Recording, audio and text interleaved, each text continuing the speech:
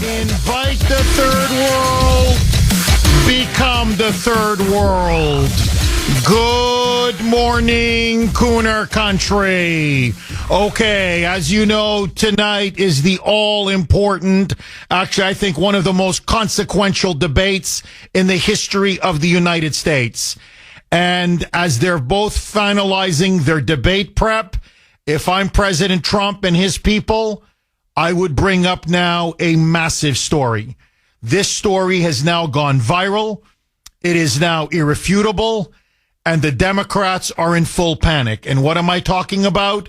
Well, pretty much what I was tweeting on X last night, which is the invasion in Springfield, Ohio. I talked about it yesterday. I touched on it briefly, and I got a lot of blowback.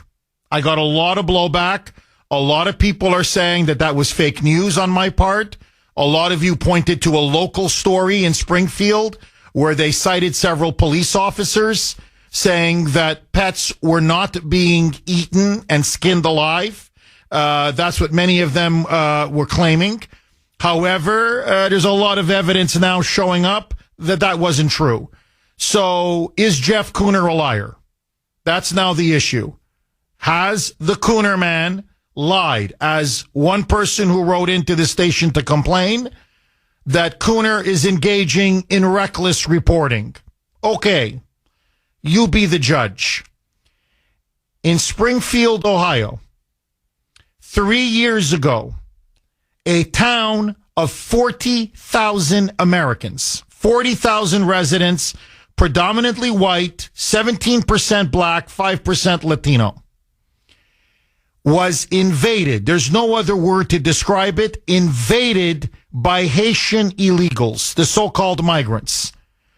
20,000 of them were dumped into Springfield. Deliberately at the behest of Kamala Harris and Joe Biden. In fact, listen now to Kamala Harris in her own words. Roll cut 4. This is her in an interview in 2021 as vice president on ABC News. Roll cut 4, Mike. Starting with our administration, we gave TPS, temporary protected status, to Haitian migrants, 55,000. And then more recently, we extended temporary protected status to over 100,000 Haitian migrants for that very reason, that they need support, they need protection.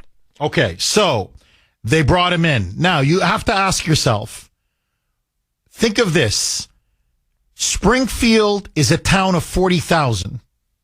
They have brought in 20,000 illegal Haitians into that city. By the way, overwhelming majority, single adult men. And as we're now finding out, unvetted single adult males. So the town population has now swelled by literally a third. In 3 years, they have gone from 40,000 to 60,000. Now, I don't know about you, but no city or town can absorb that many people that quickly. Never mind people who don't speak English. Never mind people who come from a low skill, low education background. It's not their fault. They were born in Haiti. Haiti is one of the poorest countries on earth. The fact of the matter is, it is a massive drain on resources. It is bleeding that city white. It is putting tremendous pressure on housing, on welfare, on hospitals, on schools, on basic social services. In fact, the people of Springfield are completely and utterly overrun. This is irrefutable. And you have to ask yourself, why? Why? Why Springfield, Ohio? How the hell do you pour in 20,000 into a town or a city that was only 40,000? And it's obvious, because Ohio is red. It's Trump country. And so what the Biden-Harris administration deliberately did and continue to do is they are now seating Democrat voters or potential Democrat voters in all of these Trump red areas in order to demographically transform them, to politically transform them into Democrat strongholds. But at what cost? That's the question none of these Democrats ever ask. Well, I don't want you to listen to me. I don't want you to listen to me.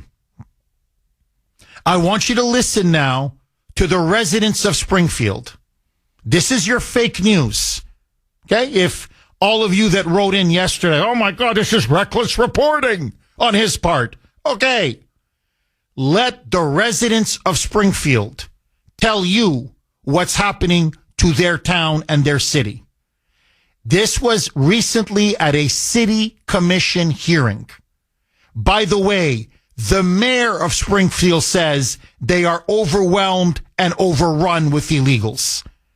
That the town is facing an explosion in crime. That there's litter, trash everywhere. Cars being flipped with these Haitian drivers who don't have driver's licenses everywhere. Cars smashing into buildings. I could go on and on and on. That the situation in Springfield now resembles a third world country. Hence my lead. You invite the third world, you become the third world. But don't take my word for it. Listen now. This is a Springfield, Ohio woman at a public hearing on what illegal immigration has done to their poor town. She was born and raised in Springfield. Listen to this poor woman. Roll cut 5, Mike. I was out and about yesterday, driving around Springfield. I was looking at the giant holes in some of our buildings. I noticed all of the old familiar spots bearing new signs in an unfamiliar language. I watched as groups of strangers walked around the city like lost tourists, and it was like a punch in the gut. A terrible sadness came over me, and I began to cry. She's losing her city. She's losing her city. But it gets even worse. Listen to this heartfelt cry, and that's what this is, a cry of the heart. Listen to her now saying, what happened to Springfield? What happened to my beloved town? And this was all done in 3 years, 3.5 years. Roll cut 5A, Mike. I'm angry that my friends and family are packing up and moving away. I'm angry that foreigners are using up the resources that were set up for the Americans that reside here. I'm angry that another country's flag was being flown in our city. I'm angry when I see our businesses and recreational areas littered with garbage left by people that do not know or understand our laws and culture and are making no attempt to learn about them. Now, this is happening all over the country, but Springfield now is in the spotlight. Why? Because numerous residents, and this is where I think J.D. Vance has really delivered in the last 24 hours. J.D. Vance's office has now released hundreds and hundreds and hundreds of emails and official complaints from Springfield residents in which they now say that pets have been abducted. Cats and dogs, especially cats, where they're being abducted. This is according now to the senator's office. This is according now, not Jeff Kuhner. This is according now to countless residents in Springfield, Ohio, that cats have been abducted. They have video of them being strung up on a branch, skinned, and eaten. Because in some parts of Haiti, not all, but in some parts of Haiti, yes, they do eat cats. It's a cultural tradition. They consider eating cats the way we consider eating beef or pork or chickens. So you have these poor residents who are saying our cats are being abducted, our pets are being abducted, and then in the major park in Springfield, they have, or they used to have, duck and geese.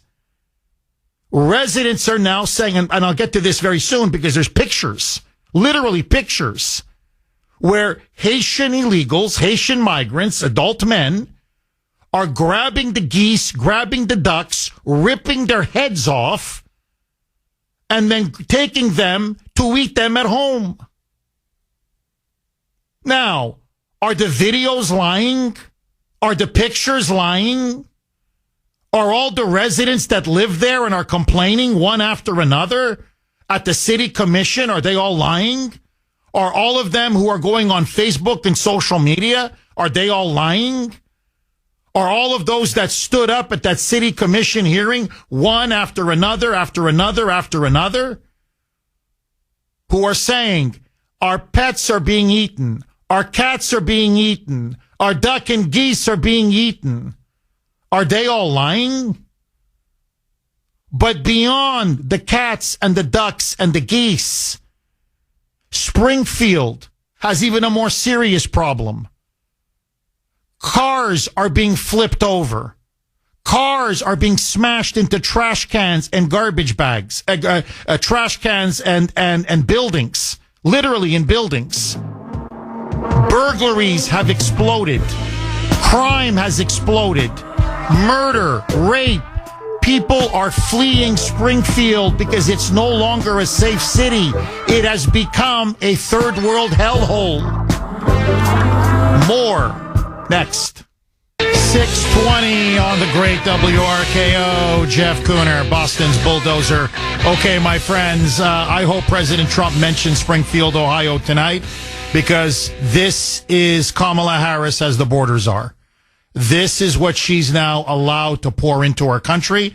It is a microcosm of what she's done to the entire country. To me, there's no question now. There's no question. And you have all these libs, all these Democrats, the media in particular, they're yelling racist if you dare discuss and expose what is happening in Springfield. So, over the last 3.5 years, under this temporary protected status program, they have flown in hundreds and hundreds and hundreds of thousands of illegals. And they have seated them, they have placed them all over the country, overwhelmingly in Trump red areas. Springfield is a red area. Ohio is a red state. And so they have poured in Venezuelans, Haitians, Cubans, Nicaraguans, and in case of Springfield, a town of 40,000, 20,000 Haitians have now flooded. They were flown in, bussed in, and now they have essentially taken over Springfield. Now, the residents, and we're not talking one or two, we're literally talking thousands. So either this is the greatest conspiracy in the history of the world, or, in other words, either the world's crazy or they're crazy. So these are all these residents who are now coming out, and many of them showing video images. There's one now of a Haitian illegal literally holding a decapitated goose, forgive me, a decapitated goose. At the park, they see him at the park, they grab the goose or the duck, they rip the head off right there in front of the kids, and then they haul it away because they want to eat it. You see, they're just doing the jobs that Americans won't do. Americans don't want to skin their cats. They don't want to, boil their dogs. They don't want to decapitate goose and ducks, geese and ducks, and then, put them on a barbecue at home. That's just, hey, we don't want to, we need them to do that for us. Now, on top of all of this, as the mayor has pointed out, the stats speak for themselves. Crime is out of control. The residents are terrified, especially at night. There have been burglaries. There have been break-ins. There have been assaults, carjackings, murders, rapes. They drive recklessly. In fact, in that very Springfield, Ohio town, a Haitian illegal without a U.S. license, didn't have the right to be on the road, drove his minivan into an oncoming school bus, killing an 11-year-old child who happened to be on that bus. So Cars are being flipped over. They drive so recklessly that cars are literally flipping over in the middle of the street or when they turn a corner. They're smashing cars into trash cans. They're smashing cars into buildings. And they go to supermarkets, and this has been, again, caught on video, and there's multiple witnesses, where they just grab a container of food, open up the container, and just start eating the food. And then just leave it and throw it on the ground and move on and grab something else. They're on welfare. They're absorbing all of our social services. They're getting free health care. They're staying at all the hotels, all of the shelters, and they're using up all of the city's resources. Hospitals are full. Schools now are overrun. They have to teach remedial English. The school kids in Springfield now are being denied effectively in education because everything has to be done now to cater to these Haitian illegals who can't speak English. Their children can't speak English. The town has transformed into Little Haiti overnight. It's become Port-au-Prince, the capital of Haiti. It's no longer Springfield. It's now Port-au-Prince, Ohio. Listen now to this poor resident, again, this Ohio woman, raised in Springfield, born in Springfield, describing what is happening as she's being called a racist for just speaking out and telling the truth. Roll cut 5B, Mike. And let me be clear, this is not about race. This is about people being given the privilege of coming here from another country and having no respect for our people, our land, or our life's work. People living their life here the way they did in Haiti, angry, stealing, polluting, living in filth, and acting like animals. These are not civilized people. Opening containers in our grocery stores, helping themselves to what's inside and throwing the rest onto the shelves and floors. Pulling off of the highway to publicly clean and gut the roadkill lying there in front of anyone that passes by. Stealing animals from farmers and leaving their severed heads at the side of an old school where children play. Relieving themselves in public. Making some barbaric stew out of the birds that live in our park. This is insanity, and it has to stop. This is Kamala. This is her and Biden. This is what they've done to America. If I'm Donald Trump, I raise Springfield tonight, and I say, you elect Kamala in November, all of America will resemble Springfield. 6:32 on the great WRKO. Jeff Kuhner, Boston's bulldozer. Okay, let me just play one last cut, then I want to go to the phone lines. But this is Springfield, Ohio. And this is now the cost of Biden's and Harris's border invasion. This is what happens when you allow 15 to 20 million illegal aliens to invade, to flood, to pour into our country just in the last 3.5 years alone. And there's no assimilation. There's no attempt at assimilation. And you just dump them, especially in red areas across the country, in Trump Republican counties and states, because ultimately you want to turn those states and those areas blue. And the consequences be damned. Now, this woman literally at one point breaks down in tears. She goes, I was born in Springfield. I was raised in Springfield. Most of my friends have left now in the last couple of years. My family is leaving because there's no future for us here. Everything. Crime is out of control. There's trash everywhere. They're eating pets. They go, do you understand? They're eating animals. They're eating ducks, geese, cats, you name it, roadkill, wildlife. Do you know what it's like to live like this? She talks about having 4 men just roaming outside her house every night in the middle of the night. Carjackings, burglaries, robberies, assaults, sexual violence against women. All of the town resources now being used up just for the illegals.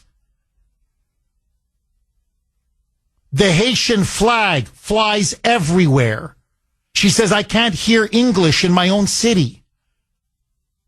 It goes on and on. The buildings are getting dilapidated. The infrastructure is falling apart. She goes, suddenly, I woke up. I was born in America, and within 3 years, I wake up and I'm in Haiti. And not to pick on the Haitians. It's only because the Haitians have hit that area. It's Venezuelans in other places. It's Colombians. It's people from China. It's people from Latin America. It's people from Africa. It's people from Ukraine. It's people from Kazakhstan. It's people from Dagestan. It's people from Madarasha. It doesn't matter, man. They're just coming and coming in wave after wave after wave, and it's overwhelmingly single adult men. And they have no interest in assimilating, and they're not being vetted. Many of them are gangbangers. Many of them are criminals. Who would do this to their own country? Listen to her. You got to listen to this. This is a cry from the heart. She says, let me tell you, on this path that we're on now, this is where Springfield is going to end up. It's inevitable. Roll cut 5C, Mike. What will become of Springfield? Where will we be in 5 years? The thought terrifies me. Will it be some sort of dystopian wasteland with most of our original residents having moved away and those that cannot afford to move being locked inside their homes, living in fear? This thought is keeping me awake at night. I just want the old Springfield back. I know it was far from perfect, but at least it was still ours. That's it. I don't know how this woman votes. I don't know if she's voting for Trump. I assume she is, but who knows? I don't know her politics. I don't know her. I don't know her from a hole in the wall. I just know her story. And if this 20 seconds that I just played encapsulates the entire MAGA America First movement. We just want our country back, man. We're not saying it was perfect. It was very good. It was incredible. That's why so many are coming from all over the world. Obviously, they're voting with their feet. We just want our country back. We want legal, regulated immigration. We want people that are willing to assimilate and become Americans. We want people that respect our laws and respect our culture and respect our traditions and respect our customs. We're not asking for the sky, man. But we're not a dumping ground for the entire world, and especially for criminals and some of the worst elements. Murderers, rapists, terrorists, drug dealers. Again, I've used this analogy 1,000 times, but it's true every single time. What they have done to Springfield is akin to you opening your front door, opening your back door, opening all your windows, and saying, come on in. Just come on in. What do you think is going to happen to your home? If your home becomes invaded by squatters, what's going to happen to your home? It's gone. It doesn't take a rocket scientist to figure this out.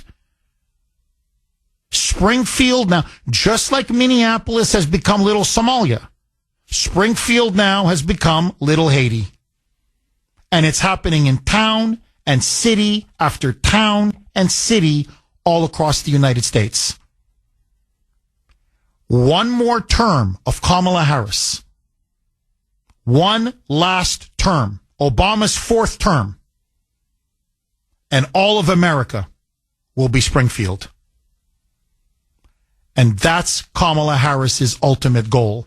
That's what Trump needs to expose and unmask tonight. And if he does that, game, set, match. It's over. Because nobody wants to live in Springfield anymore. Jim in Wilmington. Thanks for holding, Jim, and welcome. Hi, Jeff. How you doing? I'm good. How are you, Jim? Good. So this happened before in Revere, Chelsea, Everett, and basically that area. But my main point I want to bring up is there was a small town in Rhode Island. It went bankrupt. Everybody that worked there who pensioned out lost their pensions. They went to the Supreme Court, and they said they don't have money. They filed Chapter 11. You're done. No one in that town that pensioned out is getting their pensions anymore. This is very important. This is something Trump could bring up. I don't know if people know this, but it's a terrible thing. There was a couple. The gentleman just retired from the fire department. The woman just retired as a town clerk. Both of them just retired, lost their pensions. They asked for their jobs back. They said, no, you pensioned out. Incredible. Absolutely incredible. Jim, how bad do things have to get before the American people finally say, really, enough is enough? I mean, really, how bad does it have to get? Have we finally hit the breaking point, or do you think that this country wants more of this? I mean, we've reached the breaking point, but I do think this will be an excellent chance for Trump. He checks into what I said, because if everybody knows in these cities and towns, if they go bankrupt, you're bankrupt. If you're pensioned out in that city or town. Well, that's, you mentioned, Chelsea and Everett and Lynn, and it's happening in Fall River and Lowell. It's happening in so many places around Massachusetts. What's happening, in Springfield. Springfield is on the verge of going bankrupt. That's what the mayor's saying. He goes, we can't handle this massive influx. He goes, you have to understand, all of our welfare payments are now going to them. We have no choice. Healthcare to them, education to them, social services to them, food stamps, EBT, SNAP, it all goes to them. They go, we're going under. We can't say, a town of 40,000 cannot take in 20,000 so-called migrants in 3.5 years from one of the poorest places on earth. They go, it's impossible. And it was Kamala Harris who opened the floodgates, she and Biden, but it was her in particular with the Haitian issue, okay, and Venezuelans and Cubans and Nicaraguans through this temporary protected status. This was her baby. Hundreds of thousands of them from those 4 countries. And she's the one that said, put 20,000 in Springfield. Dump them right there in Springfield. For those of you that don't know, Springfield is a town 45 miles west of Columbus, Ohio. It's between Columbus and Dayton, Ohio. And there's actually some jobs there, manufacturing. It's a bit of a manufacturing hub. And the jobs are going. The residents are going. Housing now, there's a big housing shortage because these migrants are taking up everything.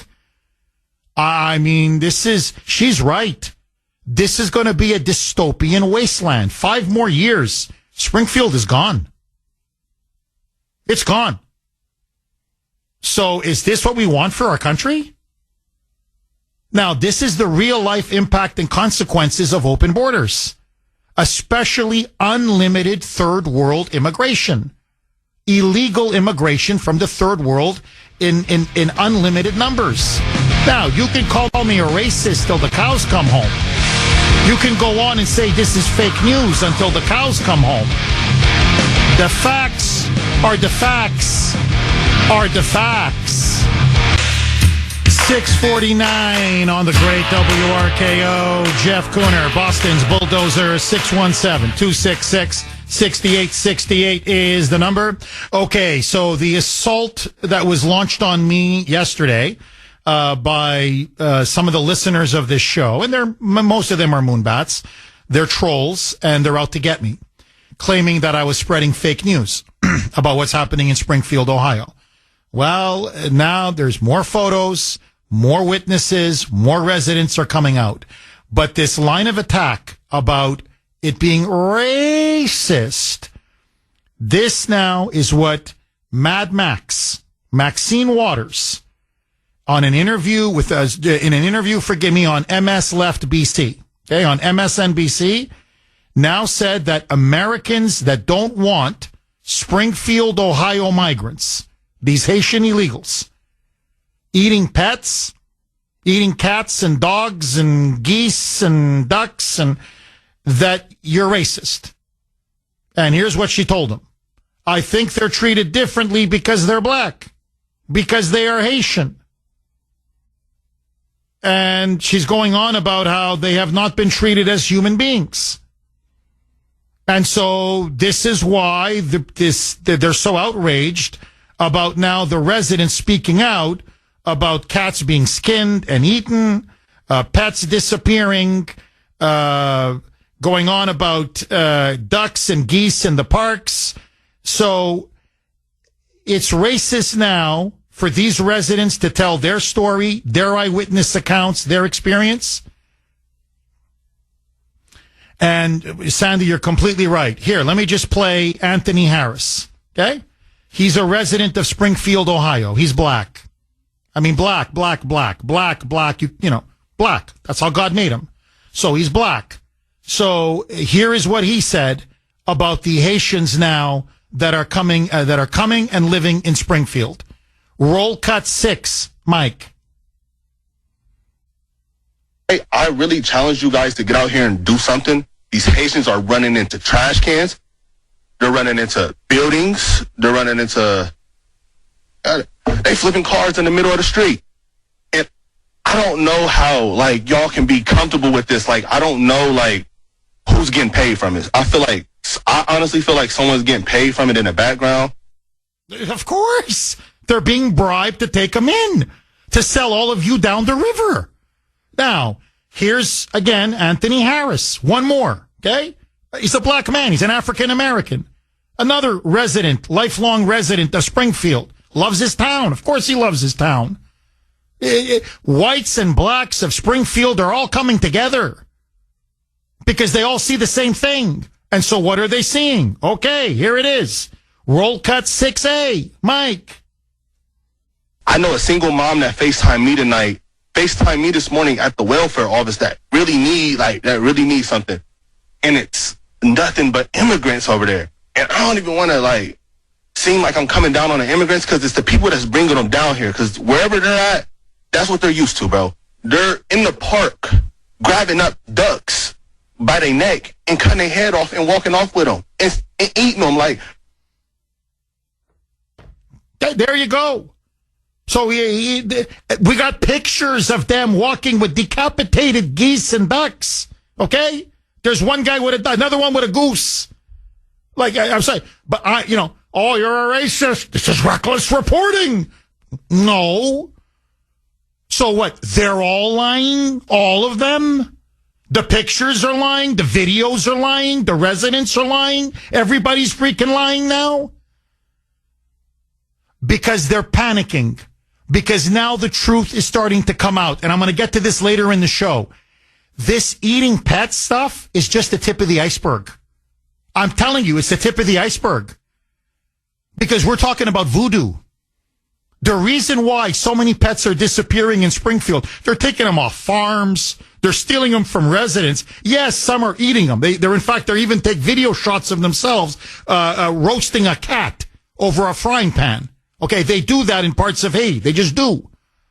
But part of it is also animal sacrifices for voodoo rituals to these evil spirits that some of them pray to. Now, my point is just this. Whatever religion you are, that's your business. I'm not going to tell people in Haiti how to worship or not worship. That's their right. But when you bring in a third world culture and a third world population, and you're not assimilating them, in fact, you're encouraging them to retain all of their practices and culture and beliefs, this is what you're going to get, man. Like, what did you think was going to happen? Now, and this is all deliberate. Everybody knows what's going on in Springfield. Just like everybody knows what's going on here in Massachusetts. Just like they know what's going on in New York. Or like in Chicago, or with the Venezuelan gangs in Aurora, Colorado, who, by the way, they've now taken over a hotel in El Paso, Texas. Okay? The Venezuelan gangs, forget Aurora, Colorado, forget Chicago. They're now into Texas, El Paso. I mean, they're spreading, they're expanding. So this is what you get. Now, there's a point where it's going to break our back. And we go from first world to third world. And I'm telling you, the point is November 5th. Because another 10, 15, 20 million of this, and it's over. No country can absorb this. No country can sustain this. Am I wrong? 617-266-6868. They can call me a racist till the cows come home. Maxine Waters can say it's racist. It doesn't matter. As I said earlier, the truth is the truth is the truth. Dave in the great state of Pennsylvania. Thanks for holding, Dave, and welcome. Good morning, Jeff. If anything, I respect you more than other people because you came to America the right way as a Canadian immigrant, from Eastern Europe, Jeff. Your father sacrificed his life, your beautiful, wonderful wife did it the right way. I got nothing but the utmost respect for you as a veteran who served this great country. And, Jeff, I want to tell you something. The Democrats are no problem, Jeff. The Democrat, I'm going to call them out right now, Jeff. I'm tired of this. The day before 9/11, the day we celebrated, not celebrated, but remembered what happened to us. That's our Pearl Harbor, Jeff. You Democrats are the racists. Democrats are the ones that preach tolerance and diversity and DEI. But guess what, Jeff? They don't practice that. Just like Aaron Alsharpton the other night, last night on MS Left BC, Rob Schmidt played a clip of him. No, he's the racist. Him and Jesse Jackson are both racist. They're race baiters, Jeff. Okay? And I'm going to call it as I see it as a former Marine. They're the race baiters. Okay, Jeff? Dave, should we be bringing in so-called migrants? They're illegal aliens. Should we be bringing in these so-called migrants who eat pets, who decapitate geese and ducks at the park, who go to farms and steal animals and rip their heads off, who have been filmed in Springfield running over roadkill, a squirrel or whatever, and cutting it up and gutting it right on the side of the road? Are these the kinds of migrants, so-called immigrants, that America needs? I'm just curious. They're illegal immigrants, okay? And I'm going to call it as I see it. They're not undocumented immigrants or whatever the left wants to spin and call it, Jeff. They are nothing but from a third world hellhole. You said it in your opening monologue, Jeff. You bring in the third world, you get the third world, Jeff. That's why I respect you, Jeff. You came here and did it the right way. Your family suffered through communism. My mother-in-law suffered through communism, and she came here to America, and she loved it. You know, Jeff, I'm going to tell you something. Land of the free, home of the brave, because of good people like you that are worth fighting for, Jeff. And that's why I respect you. You know, look, Dan Bongino, his wife was an immigrant. She came here and did it the right way. She's from Colombia, I believe. I respect anybody who comes here and does it the right way, Jeff. Amen. And doesn't take advantage of us, brother. Amen. Amen. Dave, I know tomorrow is your birthday, so I want to wish you an early happy birthday. And thank you again for your service, Dave. God bless you, my friend, and enjoy your birthday. You deserve it. John in Groveland. Thanks for holding, John, and welcome. Good morning, Jeff. How are you today? I'm good. How are you, John? Good. So, Jeff, yesterday the legacy media was doing everything they could to discredit anything coming out of Ohio, particularly Springfield, in regards to illegals eating family pets. So two friends sent me the same video, a link to X. It's police cam body footage of a nighttime vehicle interaction with a Haitian illegal woman sitting in a driveway. It's all closed captioned so you can understand what's transpiring in the video. The woman has a dead cat in her lap, ripped open, and she's eating it. There's another vehicle stopped there. The vehicle that stopped are the concerned citizens that called the police. And this woman's just nonchalantly, she didn't even cook it, Jeff. It was raw. And probably gets back to what you just said, some type of voodoo incantation, whatever their religion is. It's just sad what's happening, Jeff. 4 years ago, under President Trump, America was developing a plan to a voyage to Mars. Today, under the border czar Kamala, illegals are eating American citizens' family pets. The decision can't be more clearer come November. Oh, John, you hit the nail right on the head. And look, the reason why I'm passionate about this issue is, as someone who originally was born and raised in Montreal, just outside of Montreal, a suburb, Laval, but in Montreal, Canada, there are a lot of Haitians in Montreal, Canada. They're wonderful people. I'm telling you, I'm not saying this to be politically correct. I'm really being brutally honest. And I know them. I was raised among them. And they tell me there are certain parts of Haiti where they eat cats. They told me this. And the Canadian government, to their credit, made sure that people with certain religious practices like voodoo rituals were not admitted into Canada. So the Haitians that usually came from Port-au-Prince or the bigger cities where that's not prevalent. It's much more prevalent in the hinterland, but anyway, long story short, so they said, no, there are some Haitians who eat cats and they eat their pets. And that is it's part of their tradition. And yes, they do engage in voodoo. Now, most Haitians are Catholic, so they find it absolutely abhorrent. But there is a very strong substrata of Haitians in the old country, in Haiti, that do that. So these idiots in the media who are going, it's racist. I'm like, you don't know what you're talking about. I'm sorry, you don't know what, it's like there are parts in some tribes in South America do still practice cannibalism. It's a fact. It's not racist. It's a fact. So it's the same thing with these Haitians. And this is my point, John. This is why you have to have legal immigration instead of illegal immigration. Illegal immigration, anybody comes. The crazies come, the witch doctors come, the pet eaters come, the murderers come, the rapists come, the gangbangers come, they all come. But when you have legal immigration, you vet, you have background checks, you know who's coming in, and most people want to come to work and succeed and contribute to America. Great.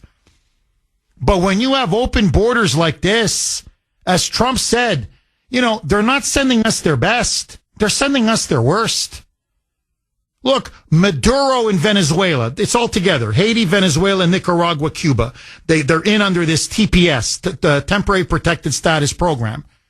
Under TPS, John, if any migrant from those four countries, even if they're caught committing a crime here in the United States, okay, they shoot somebody on the street, they can't be deported. They must stay in the United States, period, full stop. So Maduro is bragging. He goes, I've emptied my prisons. All of these gangs. Why do you think we're getting this plague of Venezuelan gangs? Because he sent all the Venezuelan gangs up north, El Norte. He goes, let him kill Americans. He's a socialist. He hates America. He goes, let him kill as many Americans as you want. Destroy America from within. Send them up north. And of course, this stupid regime. Oh, okay. And so they're holding up people in Aurora, Colorado. They're taking over apartment complexes in Chicago. Now they're in El Paso, Texas, John. Look it up. Now they're taking over hotels. They're wreaking havoc there. Throwing out American residents at gunpoint. Human trafficking, sex trafficking, drug dealing, illegal gun running, you name it. Now, after a while, either we have self-respect as a country or we don't. Either we have civilized standards, and that's what that poor woman was saying. Whatever, Springfield, she's not saying Springfield is, I don't know what, the Paris of the Midwest. She's not saying, oh my God, we had this perfect, idyllic town. She goes, but it was ours. and it was safe, and people had a home, and people worked hard, and we got along, and we had neighbors, and we loved America, and we loved the American flag, and this is our home. It's our country. It's our city. She goes, now, it's uncivilized. There are no civilized standards. They're defecating in public. They're urinating in public. There's trash, filth, litter everywhere. They're burglarizing home after home after home, to the point now, even as you put it, your cats aren't safe. Your pets aren't safe. Now, I'm sorry. If the police are not going to take care of the citizens of Springfield, it's time for the citizens of Springfield to take care of the citizens of Springfield. John, final word. Am I wrong? Jeff, you're 100% right, but you miss one thing. Have you ever heard of HIAS, H-I-A-S? It's one of the largest global NGOs in the world, and their main mission is to facilitate mass migration. And do you know who sat on the board of HIAS for several years? Alejandro Mayorkas, the current head of the Department of Homeland Security. So this is all tied in through our federal government, through these NGOs, to facilitate millions of illegal immigrants to come into this country. People from Haiti aren't walking across the ocean into Ohio, Jeff. Our government is putting them on planes and purposefully flying them in there, into the interior of the United States. And people better wake up and realize none of these people are going to assimilate into society. They're bringing their third world culture and violence with them. So you better wake up, America, and vote appropriately in November. Hey, vote Trump? Oh, my God, vote Trump. John, thank you very much for that call. David in Brookline. Thanks for holding, David, and welcome. Thank you for taking my call. My pleasure. Didn't President Trump warn us, if you invite Venezuela, if you bring Biden in, you get Venezuela? And that's what we're getting. Number two, President Obama, I believe, and I'm paraphrasing, he said, and I'll quote this part, regular Americans need to be knocked down a few pegs. And I think that by association, that's what Kamala thinks, and that's what's happening. And ironically, and to the point what the last caller was making, none of this impacts the ruling elites, as you call them. None of it. It impacts us. And Jeff, two other points. I heard a statistic the other day. I don't have the exact number, but some ridiculous proportion of all new jobs are not going to American citizens. They're going to these illegals. And I find that really troubling and shocking. And then lastly, Jeff, that woman's I don't want to call it testimony, but her story was heartbreaking. This is the Chinification of America. There's no, I don't want to make light of this, but there's no dogs and cats on the streets there. They'll eat anything, and that's what's happening here. And then finally, Jeff, I know I'm jumping around, but with the debate tonight, and I think President Trump can use this, I think it was Obama that said in 2016, how's Trump going to bring back manufacturing? Is he going to, those jobs are gone. You have to be a software programmer. You have to be a programmer. What is he going to do? Wave a magic wand? Well, President Trump's answer tonight to something like that should be, no, it's not magic. You need somebody who's an America First president who knows what the hell they're doing. Oh, you nailed it. Well, look, David, he did it in his first term. I mean, just to prove your point, he brought back a ton of manufacturing jobs. And look, what that was, you want to know what that really was when Obama said that? That was to hell with middle America. It was a big middle finger to middle America. In other words, put them all on welfare. Who cares? We'll replace them anyway. In other words, who cares that these are people who want to work in factories or want to work in coal mines or want to work in construction jobs or whatever it is. He had nothing but contempt for people like that. They're going to be replaced anyway. We're going to bring in all these third world illegals with cheap labor. They're all going to be reliable Democrats. They're not going to be patriotic. They're not going to have any allegiance to America. They're going to have allegiance to me, to us, to the party, to the Democratic Party. And to hell with them. Essentially replace the working class in this country. And that's been their ultimate goal. That's why the working class now is fleeing towards Trump.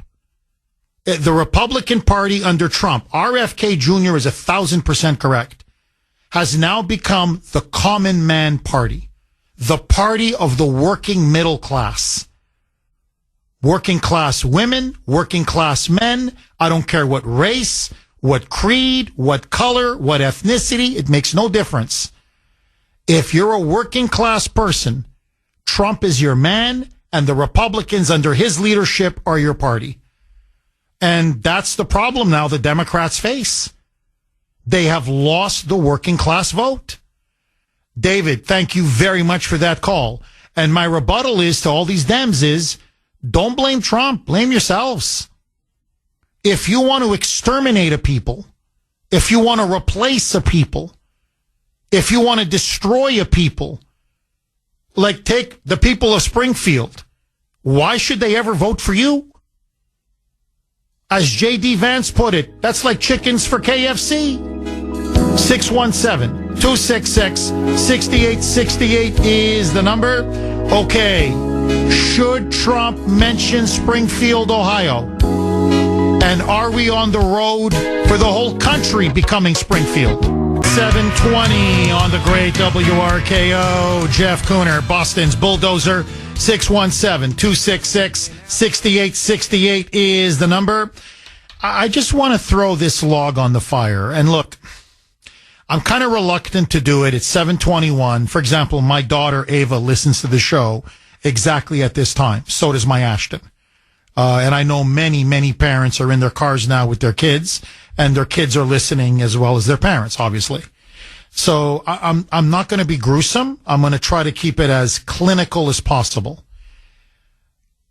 But what kind of a culture, what kind of people would take a pet, okay, any pet, and throw it in a pot and eat it? Like, I'm sorry. I mean, it is so barbaric. It is so primitive. It is so, to me, obscene, frankly disgusting, morally repulsive. I mean, I look at my beautiful Rocky. He's a part of our family. I mean, we don't have a cat. We have a dog, but I'm just saying that you could, and I'm not saying they're eating dogs. There's no evidence of that. There's just the allegations by the residents about the cats, but my pet cats. But my point is how, in Indonesia, they do this, and other countries, other cultures around the world, they eat them. They cook them and they eat them. How you could do that? Ugh, I mean, I'm sorry. It turns my stomach. It really does. And I have friends who have cats, kittens, pets. They love them. Just like my Rocky, they're part of their family. And how you could do this? And do we want that as a society, as a culture? Do we want to start bringing in people where this is what they practice? And if we condemn it, we're told now that we're the racists? I don't want to live in that kind of society, and I don't want to live in that kind of culture. I don't. And look, I've eaten duck once in a while. I've had geese once in a while. Duck is actually quite good. But you don't, grab them at a park where the kids are there, and you don't just grab them and rip their heads off and eat them, or cook them at home and then eat them. Oh, sorry, that's barbaric. It's sickening. So let me throw this log on the fire, really, in all sincerity.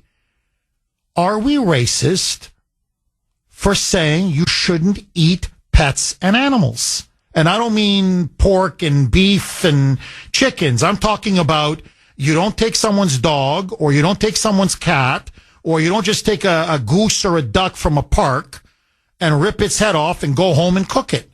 Maybe in the third world you have to do that. I get it. Okay, maybe. But in a first world country, in a Western first world country, I'm sorry. To me, It's uncivilized. It's primitive. It's barbaric.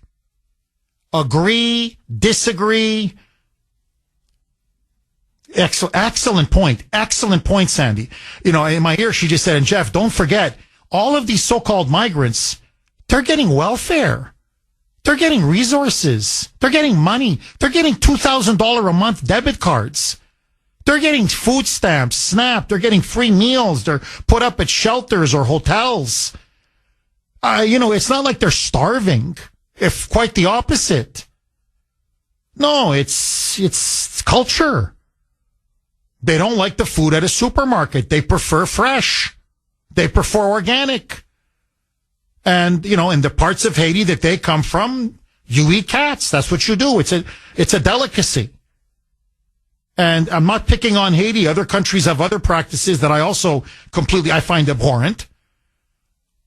Indonesia, as I said, they eat dogs.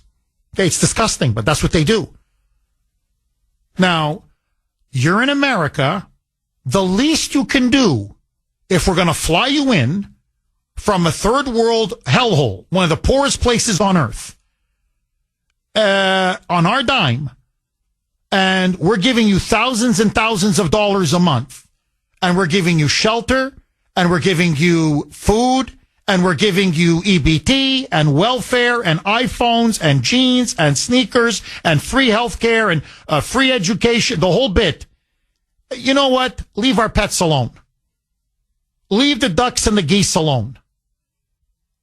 Laura in Carver. Thanks for holding, Laura, and welcome.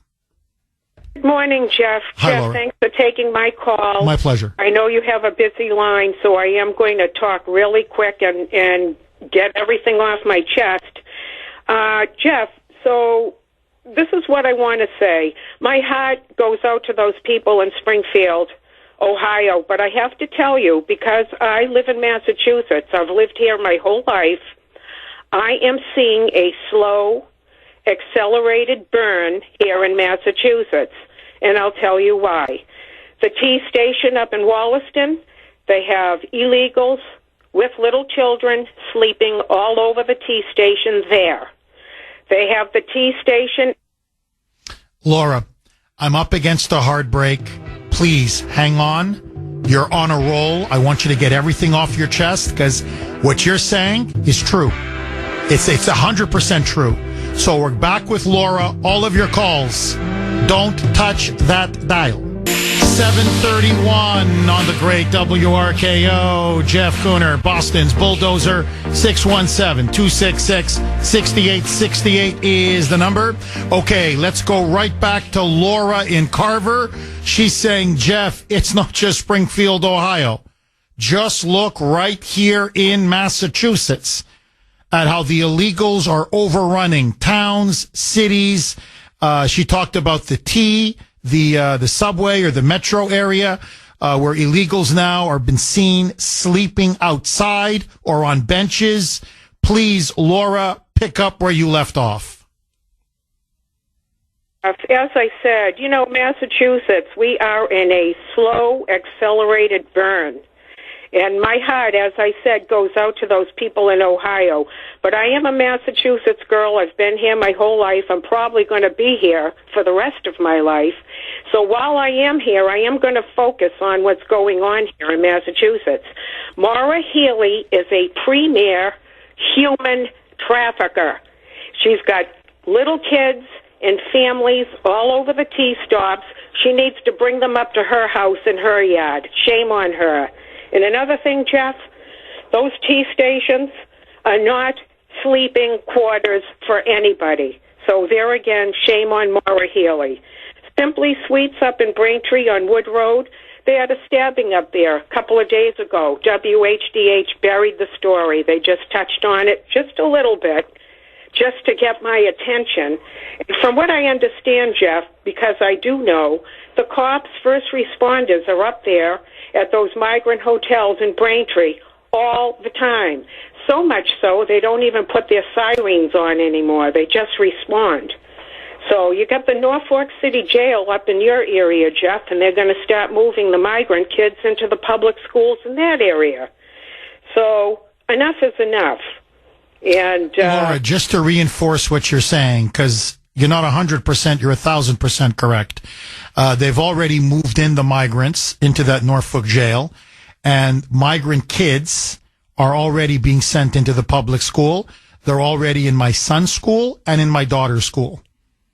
And all I do is I get nothing but emails from the school telling me how they need remedial English, they need extra help, they need more assistance, they're behind on math, they don't know English, they need translators.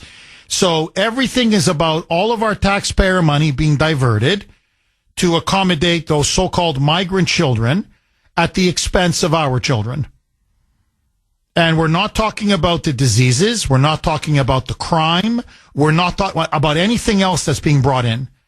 So I can just tell you right now, on a micro level, just where I live, I can see already the strain that it's putting on the schools and on social services. And it's nothing like the numbers that we're talking about in Springfield.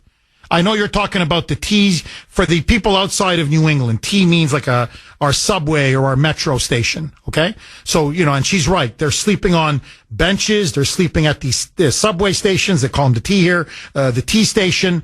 They're everywhere. The hotels. I know you're right because police officers tell me, they text me all the time. All these hotels, they go there 4, 5, 6, 7 times, 8 times a day.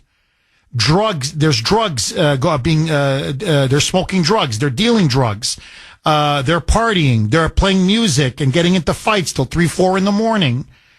You wouldn't believe it. They're destroying property. They're vandalizing. There's assaults, there's burglaries, there's rapes, there's sexual assaults. It goes on, and they're under tremendous pressure from Maura Healey not to file any reports.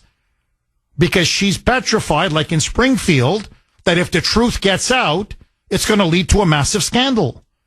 So sweep it under the rug, sweep it under the rug, sweep it under the rug. My point is just this, Laura, and then I'm going to go right back to you. It's bad. Everything what you're saying is bad. No question. But I look at where, I'm looking at my children and the schools that they're attending, and it's already having a serious negative impact. But what about Springfield? That's a town, that's a working class town. 40,000 people. In 3 years, it has swelled to 60,000. 1/3 increase. Haitians went from 0% to over 30% in 3 years. And again, it's not their fault. They come from one of the poorest countries in the world. They're illiterate. Low skills, low education, don't know a word of English. So they're all on welfare. And their kids are all being sent to these schools. And they're like, all we're doing is trying to teach these kids English. We can't do anything else. So all the other children are being completely neglected. On top of, eating pets and ducks and geese and flipping cars. And they're driving without licenses. Cars are being flipped everywhere. There was a Haitian driver. This was just, last year. He had no driver's license. How he got a minivan, I don't know. He's got a minivan. He doesn't know how to drive. He goes on the wrong side of the 2-lane road onto an oncoming bus. He slams into the school bus. An 11-year-old boy, Aiden Clark, flew out of the window of the bus. And the bus, as it was rolling over, crushed that 11-year-old boy and killed him instantaneously. 20 other children were sent to the hospital. That's Springfield, Ohio. That's why this woman is driving around her town and she's breaking down in tears because she remembers what it was like when she was growing up. It's been turned into a hellscape. It's a war zone. And now they're eating cats and God knows all these other animals. And I'm going to get to this very soon because it looks like there's voodoo being done there. I mean, they're looking around, they go, what happened in 3 years? What happened? Overnight, our town completely was transformed, changed. No one asked us. We didn't vote for this. We didn't ask for this. And then when they complain that they can't live in their own homes in peace and security, they can't drive in peace and security, nobody speaks English anymore. There are foreign flags everywhere. It's another thing. You come to our country, we roll out the welcome mat. We give you everything under the sun. You'd be starving in Haiti. And you can't even fly our flag? You disgusting ingrate, you? No. Hey, enough is enough, Laura. Enough is enough. We're being played for fools here. So, look, and J.D. Vance comes out and says, don't tell me it's a hoax. Like CNN, this morning, that they're eating pets. It's a hoax. It's a hoax. It's not a hoax. And J.D. Vance's office is, you want another photo? You want another video? Here's another resident. Here's another resident. Here's another resident. Here's another email. He goes, I've been getting flooded with complaints and calls. Thousands of residents in Springfield about how bad the situation is. And you're trying to tell us that this is all a lie? That they're all lying now in Springfield? So what? The camera lies? The images lie? The pictures lie? The photos lie? Everything now lies? Final word to you, Laura.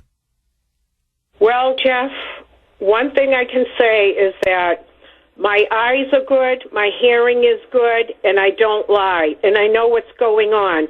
It's either you're civilized or you're uncivilized.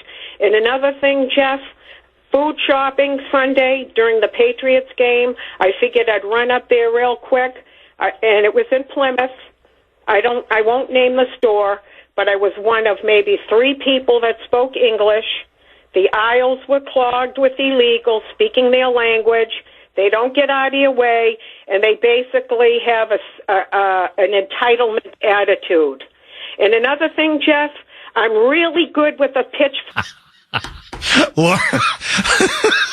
Laura, thank you very much for that call. Now, you see, that's a Boston caller. That's why I love this city. Right up the keister. That's where you're going to get it. Okay, very quickly, you can text the Kuhner man. I mean, passions are really high on this one. You can text us 70470. I want to read these 2 texts because I agree with them completely. And we used to know this, and it's good to be reminded of this.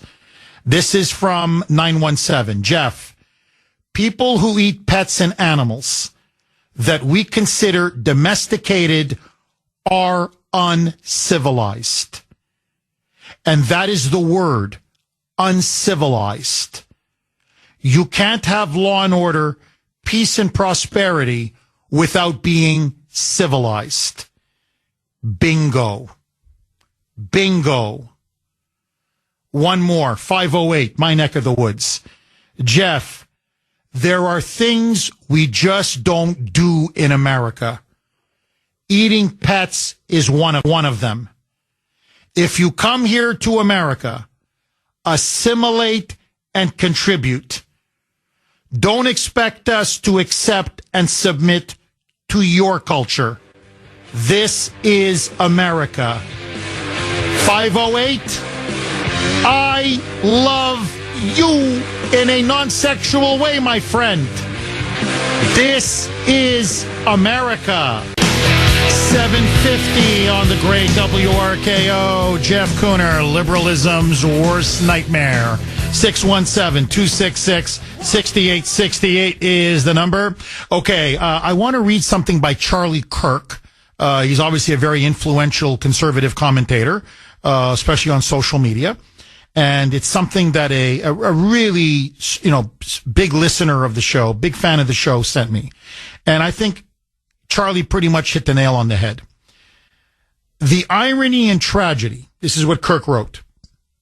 The irony and tragedy is that while Venezuelan gangs are taking over whole apartment complexes, while 200 Americans die every day from fentanyl poisoning, while 300,000 children have gone missing, And while our fellow citizens are being robbed, raped, and murdered at the hands of people who never should have been here, it's the Haitians eating pet cats that finally makes the horror of the open border set in.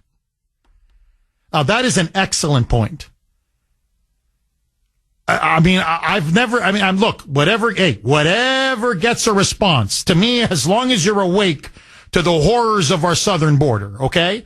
And by the way, the Canadian border is something I'm going to be talking about very soon, because you've got Canadians now who are coming in illegally. So our northern border now is also a sieve. Not as bad, obviously, as the southern border, but crossings now from El Norte, from the Great White North, are now at the record high. And they're also bringing in, the murderers are coming in, gangbangers, rapists, drugs, terrorists, you name it. So it's primarily, obviously, the southern border is the biggest problem, by far. But we're starting to have problems with the northern border, okay? But let that go. People are upset about the pet cats. Now, I get it. Look, it's barbaric. It's uncivilized. It's sickening. But, in a way, it's sort of like, well, what about Kate Steinle? What about Laken Riley? What about Joycelyn Nungare? I mean, what about, Aiden Clark? I mean, that poor boy was killed by an illegal in Springfield. But, you start skinning cats and eating them, and suddenly everybody's in an uproar. You kill a child, it's no big deal. Not to you, not to this audience, but I'm talking about to the country at large. This story is everywhere. Everywhere. 617-266-6868. Okay. Very, very quickly, because I want to go to the phone lines. This is from 617.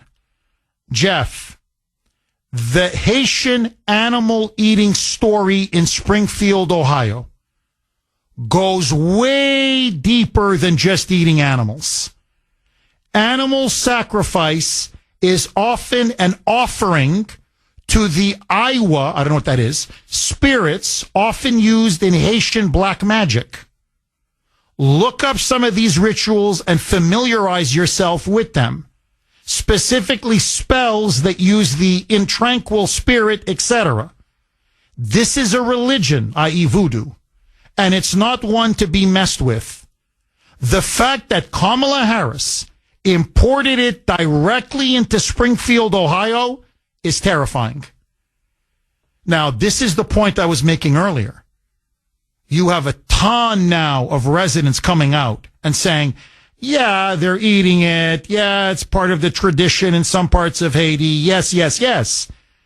But part of it is these are animal sacrifices for voodoo rituals. It's part of their religion. Again, most Haitians are Catholic. They don't engage in this. But there is a large subset that do engage in voodoo. Again, more in the interior, the hinterlands of the country. Now, she knew this. She knew this. She knew you bring 205,000 Haitians under this temporary protected status program. A good chunk of them are going to be people who eat cats and rip off the heads of, ducks and geese and, skin squirrels and eat them and sacrifice them. And you're going to bring that into the United States of America? And you're going to bring it in particular and deliberately?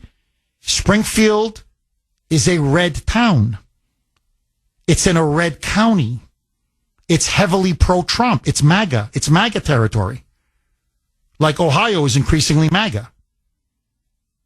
So she's doing this deliberately, almost as a way to punish. Yeah? You guys going to vote for Trump? You know what? Talk to me when your cats are gone. Talk to me when they've razed your city to the ground. I want to play the cut again. Listen now. This is Kamala Harris, Vice President, the border czar, in an interview on ABC News in 2021. She's bragging about extending temporary protected status at the time to over 100,000 Haitian migrants. It's actually over 200,000 now. And she says we're going to resettle them all over the Midwest, all over the country, but especially the Midwest. Wink, wink. Springfield, get ready. They're coming. Roll cut 4, Mike. Starting with our administration, we gave TPS, temporary protected status, to Haitian migrants, 55,000. And then more recently, we extended temporary protected status to over 100,000 Haitian migrants for that very reason, that they need support, they need protection. There you go. They need support, they need protection. And to the rest of us, blank you. Dave in Stoneham. Thanks for holding, Dave, and welcome. Morning, Jeff. Hi, Dave. Jeff, this is totally ridiculous. I mean, as you just said a minute ago, it's barbaric with the way these Haitians are coming in and taking over the state and the city in Ohio and Springfield and everything else like that. Jeff, it's uncalled for. And as you said, they're coming in, taking over, throwing people out of their homes with those at that hotel and everything else. And everybody's going to suffer because of what Harris keeps on doing.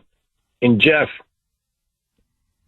why should somebody vote for her after her people took over that lady's hairdressing shop up in I believe it was Pittsfield a couple of weeks ago?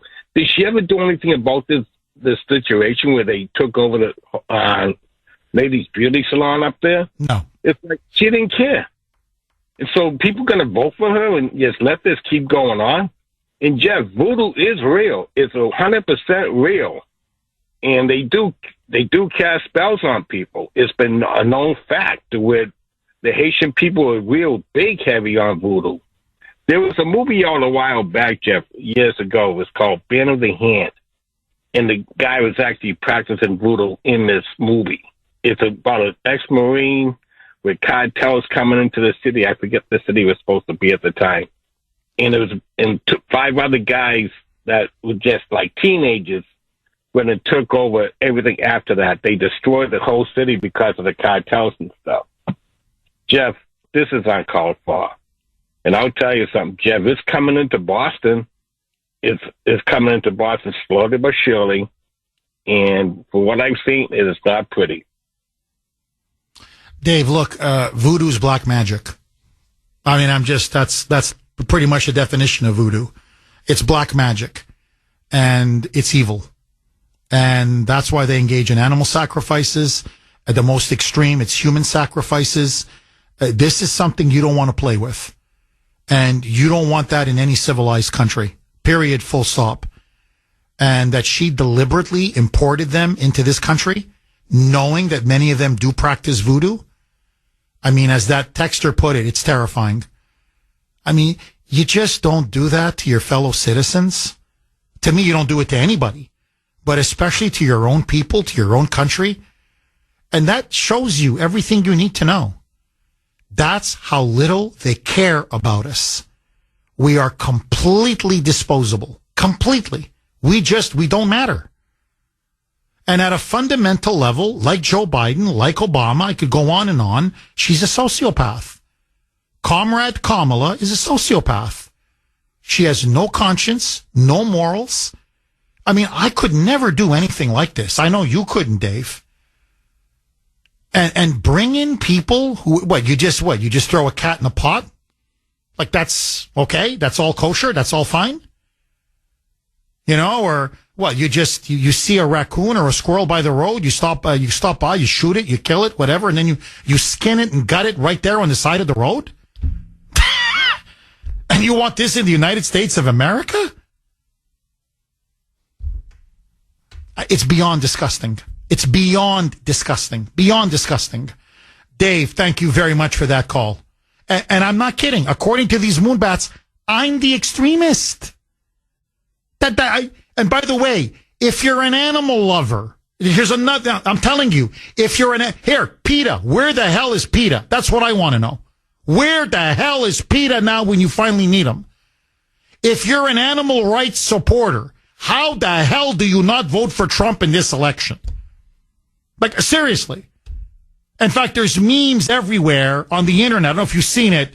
Trump is like holding a goose or duck and a cat, and he's kissing them. He's holding them in his arms. He's kissing them each on the head, and he's being chased by these Haitian migrants in Springfield. You know, they want their duck and they want their cat. You know, but I'm just, if you're an animal lover, how do you not vote for Trump? If you're an animal rights person, how do you not vote for Trump? 617-266-6868. Susanna in Newton. Thanks for holding, Susanna, and welcome. Unsexual way, Jeff. Thank you, Susanna. Anyway, I try not to be upset about all these things that's happening to us because Haiti has been taken by the U.S. empire, and U.S. has to extend whatever help, it can. It's just like to assimilate here. We have a lot of problems, okay? It's just like, how do we take our country back? I mean, that's a big question because of the Cloward-Piven strategy, that stuff, and all Yes. that. And all these animals and dogs, these cats are delicacies in other countries. It's hard. A lot of Haitian people are professionals. They have good moral values. I'm a retired nurse by profession with some Haitian doctors, Haitian nurses, They're very hardworking people. They have usually Roman Catholic, But I don't really know what to say. I just have to live from day to day praying for transformation of this country. Well, Susanna, we have to pray. Honestly, I'm going to be praying for Donald Trump tonight at the debate. Normally, I don't think much of these presidential debates. I don't think they make much of a difference normally. I think tonight is going to be the exception. I think tonight could pretty much decide the election. Trump is now surging again. He's got momentum in the polls. The media now, they're trying to protect Kamala. It's not working. Her poll numbers are starting to slowly crumble. If he can deliver a really good performance tonight, if he stays cool, calm, presidential, I hope no insults. Just talk about your policies. Talk about what you want to do for the country. Expose her as the liar that she is. I think it's over. I think tonight's debate will pretty much decide the election. And so I'm going to, like you, I will be praying for President Trump tonight, and I'll be praying for him for the next 60 days until November 5th. Actually, it's now less than 60 days. So less than 2 months to go. And I'm not saying electing him is a silver bullet that fixes all of our problems, but we start to begin the recovery and restoration of our country. Because, Susanna, you're right. This can't go on. This just cannot go on much longer. Susanna, thank you very much for that call. I really appreciate it. 617-266-6868 is the number. In fact, speaking of tonight's debate, it's the Kuhner Country poll question of the day, sponsored by sponsored by Mario's. That was out of habit. Mario's Quality Roofing, Siding, and Windows. Will you be watching tonight's presidential debate between Trump and Harris? Will you watch? Do you plan to watch? A, yes. B, no. Of course, it's my job, A, but even if it wasn't, I would watch. I'm an A all the way.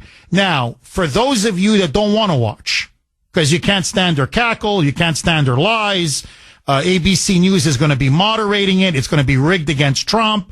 It's going to turn your stomach. Don't worry, because we're going to have full coverage for you tomorrow morning. We're going to have it covered from A to Z.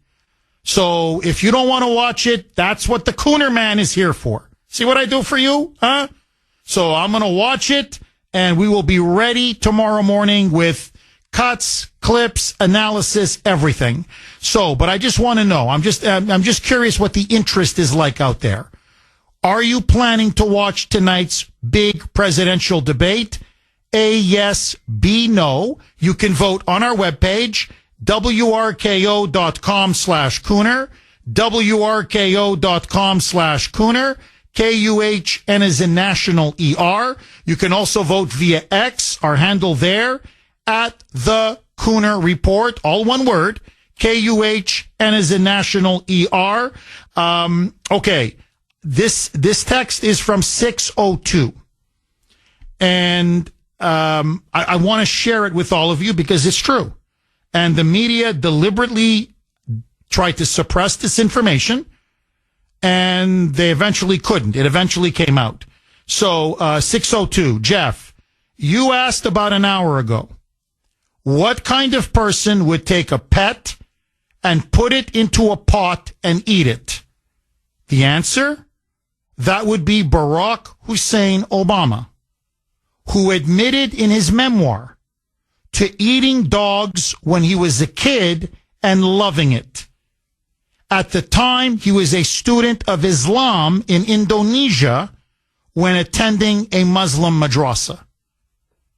So, you know, we can make fun of these, voodoo Haitians. And again, most Haitians are Catholics. They don't practice or believe in voodoo. And she's right. I grew up with many Haitians. They're professionals, nurses, doctors. They go to church, very church going on Sunday. They find this abhorrent as well. But again, there is a substrata, as I said, mostly from the hinterlands, and they do engage in this sort of stuff. So you ask yourself, well, who could eat a cat or who could eat a dog? We had a president who ate dogs and said he loved it. Tony in Florida. Thanks for holding, Tony, and welcome. Good morning, Jeff, my fellow patriot. How are you today? I'm very good. How are you, Tony? Looking forward to tonight. Good. Oh, we are too, Jeff. We are too. We're really looking forward to it. I mean, it's better than Game 7 of the World Series, I'll tell you, for sure. So, Jeff, I had this is an opportunity for Trump to really checkmate, Paris for sure. All right. And, but a couple of weeks ago, Jeff, my wife and I had an opportunity to go to a meeting and listen to a very prominent figure on the Trump campaign speak. It was really amazing. And to get a little bit of an inside look at the campaign, I'll leave her name out just, for her protection. Anyway, so a couple of things she said, and she spoke about the illegals, but she said that, we as the American people have to, really keep our prayers going for President Trump, J.D. Vance, and people like Elon Musk, Tulsi Gabbard, and RFK Jr., for their safety, we need to keep praying for these people that have come around, President Trump. And one of the other things, there were just so many takeaways, but what President Trump wants, everyone to know is, he does not care if you're an independent, a Democrat, or a Republican. He does not care. And he's saying to the American people, please come to his side and support him. He wants to make America great again, of course. But he doesn't care, what race you're from, anybody. He wants all the American people to come by his side for sure. And really what really was, a riveting thing is what she said was, Jeff, is that these illegal aliens that are coming in here, and obviously votes, that's the typical thing people think about. But the bottom line is here, these illegal aliens, Jeff, they're coming here to kill the American people. They're coming here to kill us. And we have to realize that, that is the situation that we have right now with this election. And either we get President Trump in there and he has the biggest mass deportation that we've ever witnessed before in our lives, or the country's ever witnessed, or we get, this radical in there, and hundreds of millions more of these illegals are coming in here. And the bottom line is they are looking to kill us and replace us, Jeff. And that's the reality of the situation that, we talked about. Look, Tony, you're dead on. They're here to replace us. Some of them are killing us. I could do this show every day and just talk about illegal immigration. It's the problem now is that bad. Just in the last week alone, I could talk about American young women, teenagers, being raped by illegals, other Americans being killed, murdered by illegals, whether it's in Texas, El Paso, whether it's in New York, whether it's in Maryland. They just captured a Guatemalan here in Boston that raped an underage girl here in Boston. I mean, I could go, literally, all I can do is, and just go on, it's happening more frequently. Crime is going up with illegals. It's not going down. And the reason is obvious, because the numbers now are just getting bigger and bigger. We're at 15 to 20 million illegals that they've admitted just in the last 3.5 years. Now, just do the math. Say you have Kamala for another 4 years. That's going to be at least another 20, 30, 40 million. And remember, they want to give amnesty. And if you give them amnesty, they can bring all their family members over. So what you're looking at is 40, 50, 60 million more. Now, forget anything else. Financially, it will literally bankrupt us. It will break our back. It's unsustainable. It's going to bankrupt Medicare, bankrupt Social Security, bankrupt Medicaid, bankrupt welfare. It's going to bankrupt the whole country. Now, what sane person wants to bankrupt the United States? 821 on the great WRKO. Jeff Kuhner, Boston's Bulldozer. 617-266-6868 is the number. Okay, I know we're primarily focusing on Springfield, Ohio, which the incredible revelations now of the last couple days. But just very quickly, I'm going to go to Barbara and Quincy. Lines are jammed. But this is from Elon Musk. And here's what he wrote just recently up on X. If you've ever seen the movie Mad Max with Mel Gibson, you'll completely understand this. Mad Max is becoming real fast. And basically, it's the Mel Gibson trilogy, which paints a post-apocalyptic hellscape where it's a free-for-all, where it's criminals, gangs, thugs who just roam like marauders and loot and plunder and murder and kill and rape. Well, the reason why Elon Musk is saying this is he linked to a story with a picture, actually multiple pictures. Breaking. Venezuelan gang Tren de Aragua, hope I'm pronouncing that correctly, Tren de Aragua have reportedly taken over a hotel. So forget now apartment complexes in Aurora, Colorado or Chicago. Now they've upgraded. They're taking over actual hotels.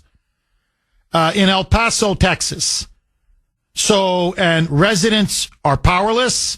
The property owner, the hotel owner doesn't know what to do. They're running wild. The police are afraid. There have been multiple shootouts. So, this is one of the worst gangs. They're right up there with MS-13.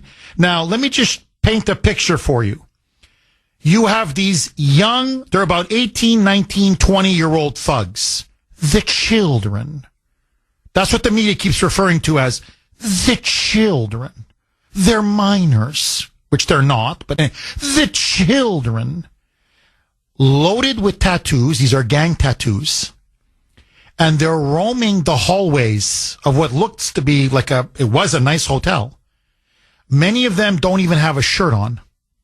They're just basically in shorts and sneakers, we're shirtless. And they've got guns, machetes, baseball bats, long guns. And when I say rampaging, they're destroying everything. Chairs, tables, doors, hotel room after hotel room. They're looting, they're plundering. And basically now they're threatening to either let them have it. They say, we want this hotel for us and for our people. Or we're going to burn it to the ground. We're just going to burn it to ashes. So you can either give it to us, because this is what they do in Venezuela. You can either give it to us and we'll deal drugs and we'll have sex slaves and we'll run prostitution and brothels and the whole kit and caboodle, the whole thing. Okay, we'll sell you fentanyl, cocaine, heroin, whatever. Either you give it to us or we're just going to torch the whole damn thing. We've cleaned it out. We've gotten all the big screen televisions, the mattress. They've cleaned it all out. Now they're saying, give us the whole hotel, the whole physical structure, or like in Aurora or in Chicago, or we're just going to light it on fire and you have ash. You've got ashes. Take your pick. It's Mad Max. I'm telling you, it's Mad Max. And that's going to be Springfield too very soon. Now, how is this sustained? You want to bring in what? Another 10 million? Another 20? Another 30? Another 40? Because the open border is not going to stop. If Kamala Harris wins, or to be more accurate, if they steal it in November successfully, this is what you're going to get. It doesn't end. There's no stopping it now. The only way to stop it is us. And if we're going to do it peacefully, civilly, and democratically, which is the way I want to do it, then we have to beat them at the polls November 5th. Agree, disagree. Barbara in Quincy. Thanks for holding, Barbara, and welcome. I call these gangsters, the however you pronounce it, they're worse, they say, than the MS-13 gang. They'll kill anybody. They'll kill their own family in order to get what they want. They don't care if anybody's in their way. They're going to move them out of their way, whether they have to kill them or prostitute them or whatever. Anyway, my point, a different point is these illegals are getting I want to say $64 a day for each person, child, and our own children in foster care DCF are getting $39. And do you know that the folks that work for DCF wanted to move our children, families, up to $70 a day? And Barbara, I'm up against a break. Can you please hang on? I'm going to come right back. Barbara, you're right, but it's even worse. These illegals get $64 a day for meals. That's just for food. Per illegal. For food. 8:32 on the great WRKO. Jeff Kuhner, Boston's bulldozer, cleaning up the liberal bull. We lost our previous caller, but anyway, she just dropped on us. Probably she hit a bad zone or whatever. But anyway, the point is, she's right, but it's even worse. They're not spending $64 a day per illegal alien or per illegal alien child for everything. No. I only wish. We got her back. Okay, let's go to Barbara in Quincy. Barbara, we lost you, but we got you back. Barbara, the only point that I was making, because I want you to finish your thought, is I wish it was $64 a day per child for everything. No, they're getting $64 a day just in food here in Massachusetts. So, that's per illegal. You add in the free education, the free health care, the housing, the food stamps, the clothes, the iPhones, and of course what the parents are getting with these $2,000 checks or prepaid debit cards. Believe me, what American children are getting at DCF is a pittance. It's small potatoes compared to what illegal immigrant children are getting. Please, Barbara, pick up where you left off. That's correct, Jeff. I should have clarified that. That doesn't include all their other amenities that they get. And these children in our state get very, very little, and they need more. They don't have computers. The families that are taking care of them do not have computers. They cannot afford to buy these children computers. They cannot afford to buy these children phones. They want them to do some of their homework on their phones. And if these people that are voting for the Maura Healeys, for the Elizabeth Warrens, for the ice cream man Markey, this doesn't touch them. They could care less. They want to keep giving to these illegals so the illegals will vote for them. That's all it's about. All about the Benjamins and the votes. They want to make the money. They get the votes. They'll make the money. They'll do the speaking engagements. They'll write their books.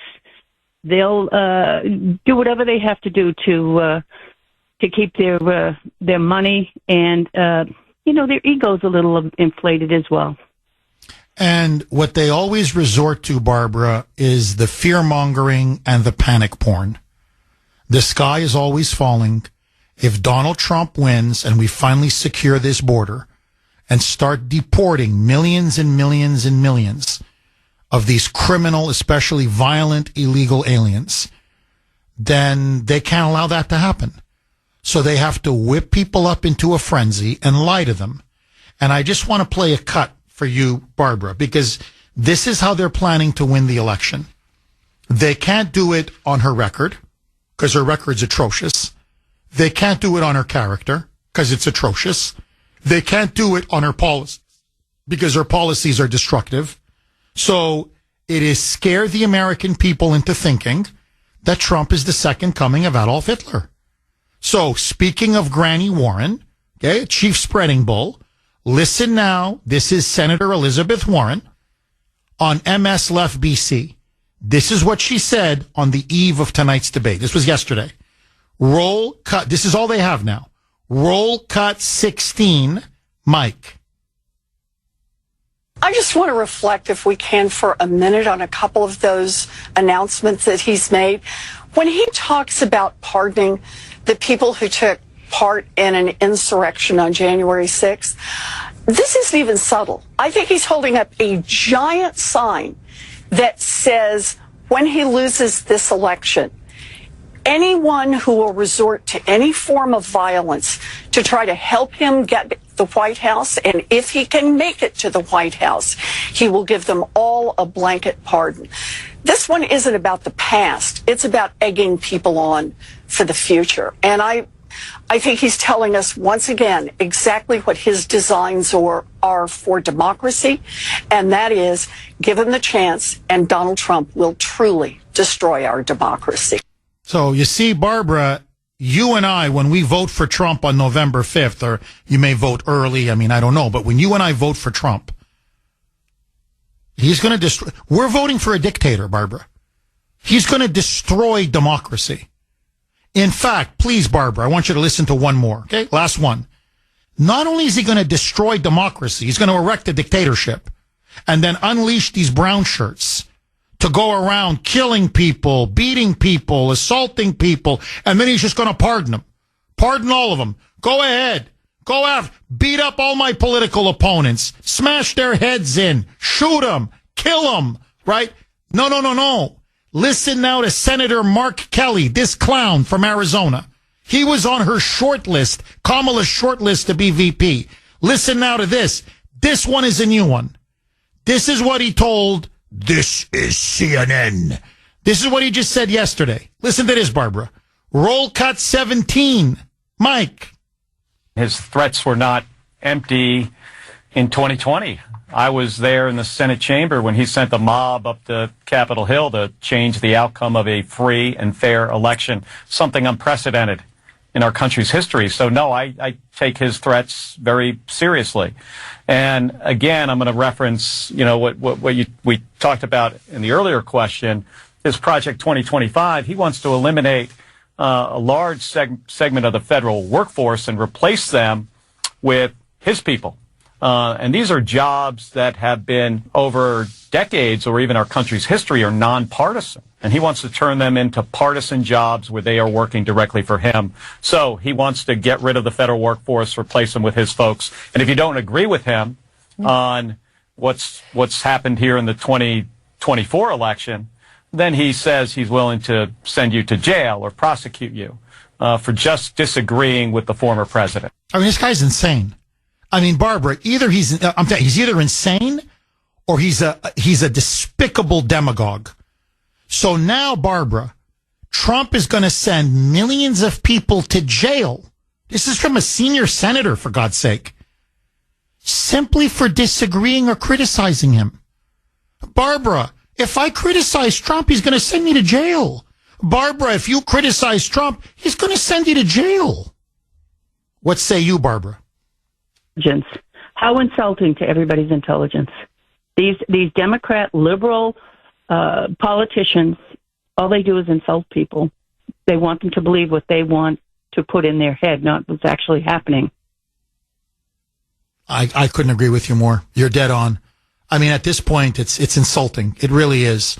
Okay, very quickly, today, as you know, is primary day in New Hampshire. I am voting. I'm asking all of you to vote. We have a huge listenership, obviously, up in New Hampshire. Please go out and vote in the Republican primary. Lily Tang Williams, if you're in the 2nd Congressional District, I'm a huge supporter of hers. I'm also a big supporter of Chuck Morse. He is the former state Senate president of New Hampshire.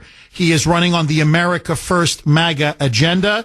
He is challenging Kelly Ayotte for the Republican nomination for governor. Chuck Morse has just called into the show. Chuck, how are you? And welcome to the Kuhner Report.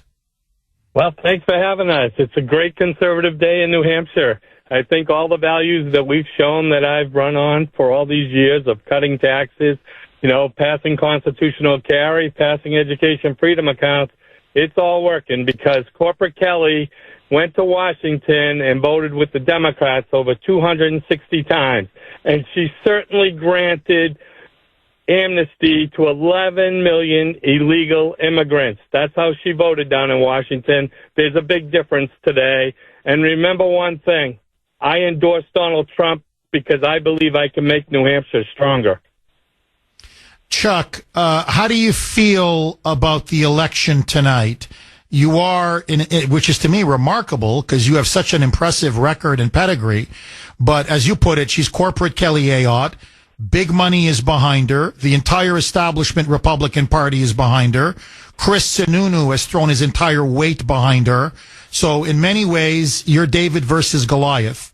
She's got a lot more money. The establishment is with her all the way.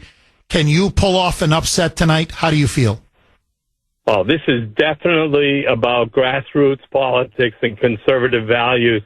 We're going to win tonight in New Hampshire because of that, and Donald Trump's going to win on November 5th because of that. Amen. Chuck, before I let you go, is there a website I know people are already voting, but they're going to be voting all day. Is there a website they can go to learn more about you? Yep, Chuck Morse 4nh.com. Chuck Morse for nh.com, M-O-R-S-E, Chuck Morse for nh.com. Chuck, best of luck to you, my friend. And if I was living in New Hampshire, I'm a resident of Mass, unfortunately, I would be voting for you over Kelly Ayotte all the way. So best of luck to you, Chuck. Fighting for those conservative values. Trump's going to make us all winners. Thank you. Thank you, Chuck. 617-266-6868 is the number. Okay, quick reset. Let me ask you, should Trump, in tonight's historic debate with Kamala Harris, should he make a big issue out of her being the border czar, allowing 15 to 20 million illegals to flood and invade our country, and bring up Springfield, Ohio in particular? Is this the issue that will put Trump over the top tonight and on Election Day? 8:50 on the great WRKO. Jeff Kuhner, Boston's Bulldozer. 617-266-6868 is the number. Okay, this is from 803. Jeff, with regard to, by the way, you can text us 70470, 70470. Jeff, with regard to Springfield, Ohio, what are those residents supposed to think when they're a town of 60,000 and you're bringing 20,000 Haitians, but if you say they're trying to replace us, you're the one who's crazy? Go figure.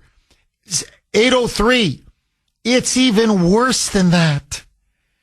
It was a town of just 3 years ago of 40,000. It's now a town of 60,000 because they brought in 20,000 Haitians. Forget being 60 and then bringing in 20. It was 40,000 and they brought in 20. So literally a third now of the town. It's 60,000. The population now is 60,000. A full third of the town are Haitian illegals, Haitian migrants, quote unquote, that Kamala and Biden shipped in the last 3 years. And then when you say, well, they're trying to replace us. No, they're not. No. You can't make this up. 617-266-6868. And when these poor people here, I just want to play one cut. I played it earlier at the 6 o'clock hour. Here is this poor Ohio woman. Okay. You make a complaint. You go, my town, it's gone. I mean, it's gone. It's been turned into a third world hellhole in 3 years, practically overnight. She's the racist. They're all racist. The blacks are racist. The whites are racist. The Latinos, everybody who used to live in Springfield still lives. But the people who were brought up and raised in Springfield who are like, what? How did we suddenly become Haiti? How did this happen? They're all a bunch of racists. So here's this poor woman, born and raised in Springfield. Roll cut 5. Mike. I was out and about yesterday, driving around Springfield. I was looking at the giant holes in some of our buildings. I noticed all of the old familiar spots bearing new signs in an unfamiliar language. I watched as groups of strangers walked around the city like lost tourists, and it was like a punch in the gut. A terrible sadness came over me, and I began to cry. I mean, she just lost her town. And you want some details? Here it is. So now it's racist to observe reality, to perceive and observe and speak out about what's really happening. Here, listen to this now. What the liberal media is now telling us is what you're about to hear is racist. Roll cut. This is racism. Roll cut 5A. Mike. I'm angry that my friends and family are packing up and moving away. I'm angry that foreigners are using up the resources that were set up for the Americans that reside here. I'm angry that another country's flag was being flown in our city. I'm angry when I see our businesses and recreational areas littered with garbage left by people that do not know or understand our laws and culture and are making no attempt to learn about them. Let me play one more. Okay, and you can sense, you can hear the anguish in her voice. This is a woman who loves her town. You know, her parents were born in that town. Her grandparents were born in that town. Her children are not going to be in that town. Hell, she's basically saying, I'm on my way out. Who can live in this? Now, listen to this. Okay? This is the one, and you got to hear her deliver it. Very matter of fact. At a few times she chokes back tears. It broke my heart to see this poor woman. And by the way, there's a line out the door. There was a public hearing, and there were whites, blacks, Latinos. It didn't matter. Out the door, one after another. And they were the ones who were saying, our pets are being abducted. Cats are disappearing. We see them. They're eating them. Ducks, geese, farm animals, squirrels on the side of the road. They're all coming out and saying, cars are being flipped in the middle of the street. They're driving so recklessly. Kids are being run over, killed. Trash cans, they just parked. They're just driving like nuts. They're hitting trash. They're slamming into the side of buildings. Crime exploded. They go, we don't walk the streets after 6 o'clock at night. Roaming young adult men. They see a purse, they grab it. They see a car, they carjack it. They see a house that's maybe empty, they break into it. People assaulted, people mugged, women raped. They're saying we are terrorized in our own homes and in our own city. Now, listen to this. Okay? Listen to this. This was too much for the liberal media. Roll cut 5B. Mike.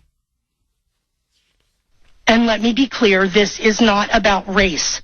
This is about people being given the privilege of coming here from another country and having no respect for our people, our land, or our life's work. People living their life here the way they did in Haiti, angry, stealing, polluting, living in filth, and acting like animals. These are not civilized people. Opening containers in our grocery stores, helping themselves to what's inside and throwing the rest onto the shelves and floors. Pulling off of the highway to publicly clean and gut the roadkill lying there in front of anyone that passes by.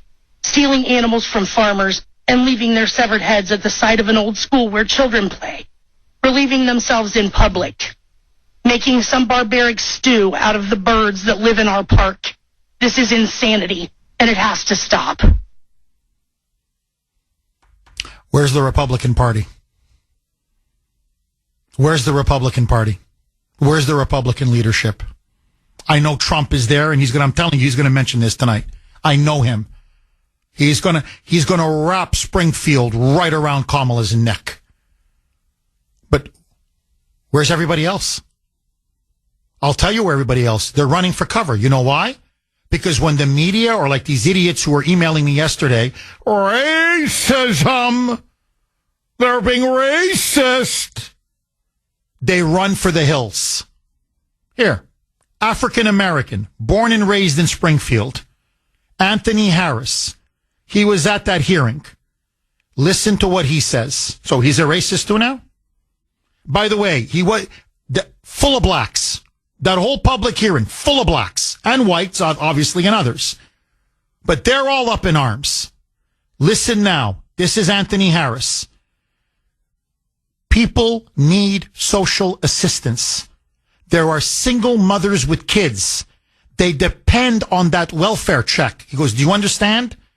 They need the money to feed their kids and put a roof over their head. All of it is going to the illegals. Our people are growing hungry. They need help, and they're not getting it. Roll cut 6A. Mike. I know a single mom that FaceTimed me tonight, FaceTimed me this morning at the welfare office that really need something. And it's nothing but immigrants over there. And I don't even want to seem like I'm coming down on the immigrants, because it's the people that's bringing them down here. Because wherever they're at, that's what they're used to, bro. They're in the park grabbing up ducks by their neck and cutting their head off and walking off with them and eating them like.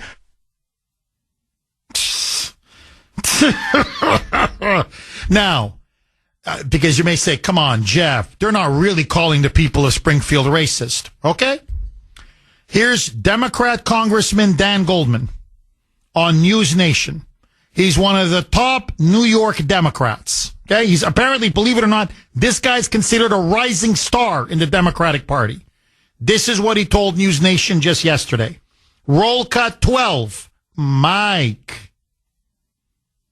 Kamala Harris wants to make sure that we have an orderly process at the border, that those who have legitimate claims of asylum can come in, and that we continue to bolster and increase lawful visas because our economy is desperately in need of people to do jobs all the way throughout the spectrum, from agriculture jobs to scientists and doctors. We are short all up and down that spectrum of workers who can fill those jobs. And so what we need to have is an orderly process that can make sure that we are welcoming people into this country, as we are a country of immigrants, but we're making sure that only those who are qualified and proper to come in do so in an orderly fashion. That is what the Biden-Harris policy is. The Trump policy is to deport everybody, whether they have a green card or not, and just to eliminate all immigration, essentially, because they do not want people who are not white to come into this country. It's plain and simple.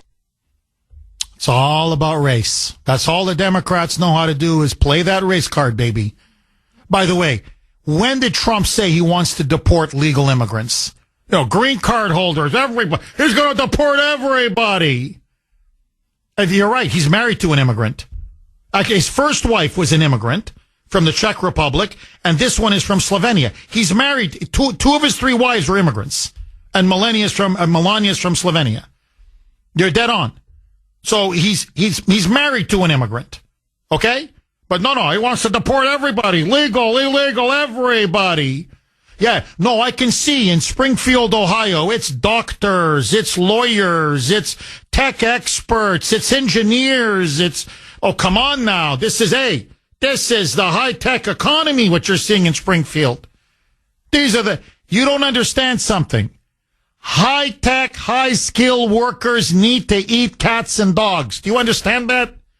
That's where they get that extra energy boost. You and I, we're into Red Bull, not these people. They work at a different dimension, like Einstein.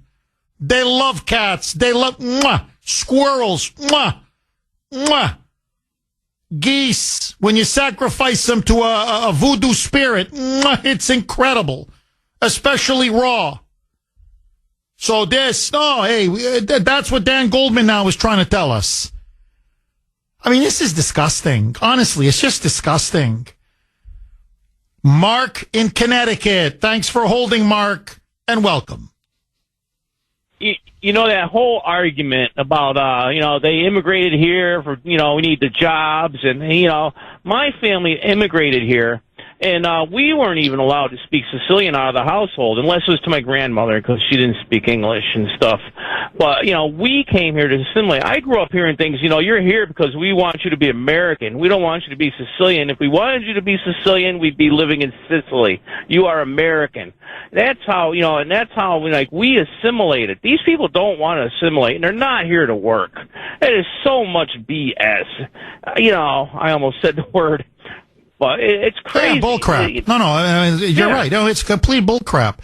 Look, Mark, I'm not saying this to stroke your ego, okay? Facts are facts are facts. Sicilians, Italians of all stripes, okay? Especially Southern Italians, because that was a larger chunk that came from Italy, were from Southern Italy, Calabria and Sicily. But they came from all over, the boot, as they call it. Okay, Italy. I don't know one that was on welfare. I mean, I guess out of millions and millions and millions, you're going to find one. They worked their asses off, to put it crudely. They're one of the most successful immigrant groups in the world. They worked, contributed, paid taxes, assimilated. I can't think of America now without thinking of Italian Americans or Americans of Italian descent. So it's the exact inverse of what we're getting. And it's not skin color, and it has nothing to do with race.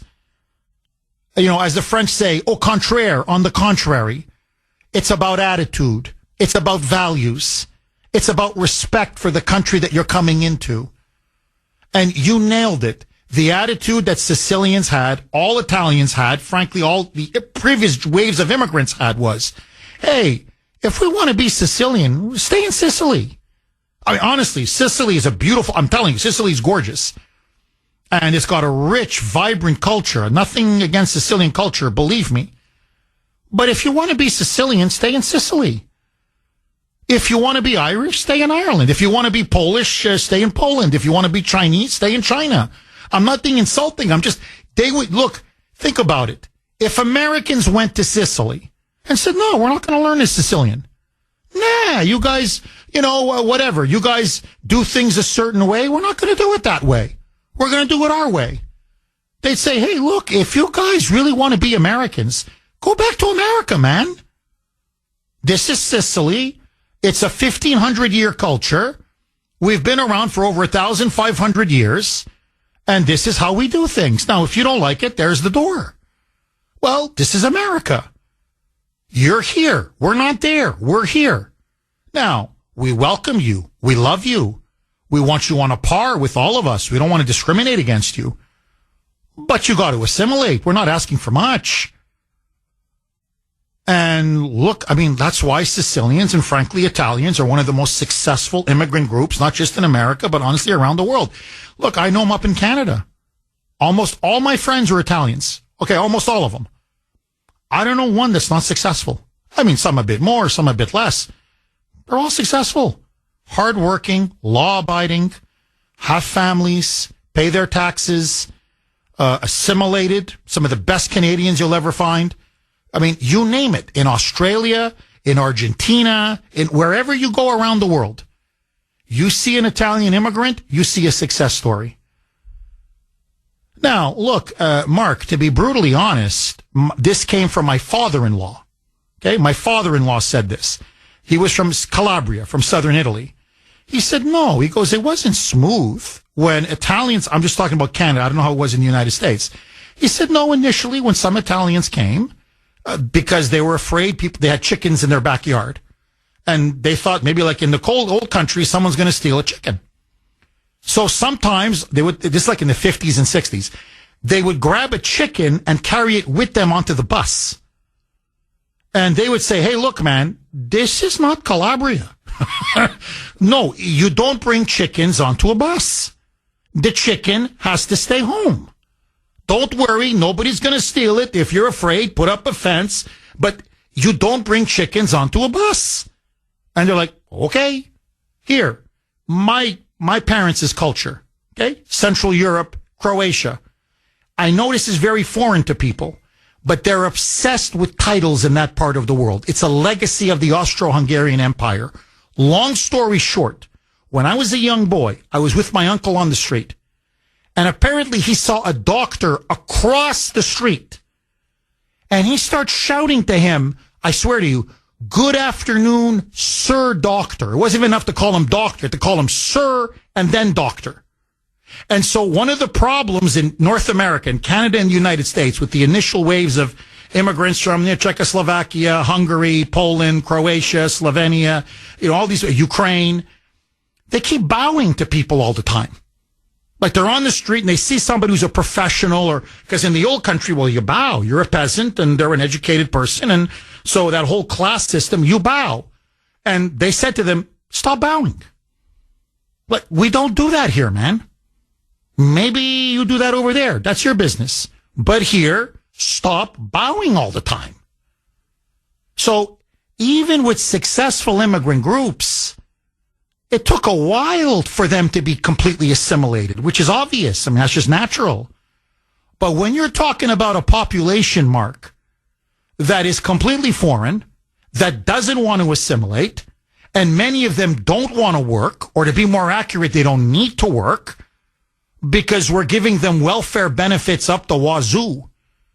I mean, Mark, to be fair, if the previous waves of immigrants were given $2,000 prepaid debit cards the moment they came in, and welfare checks, and free food, $64 a day per immigrant, put up in 5-star hotels, free healthcare, free education, I know they didn't have computers then, but whatever.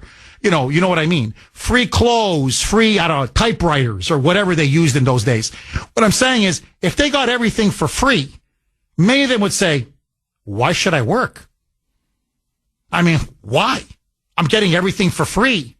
So you combine all of this with all the freebies we're giving them. Mark, in many ways, let's not blame them. We're to blame. Am I wrong?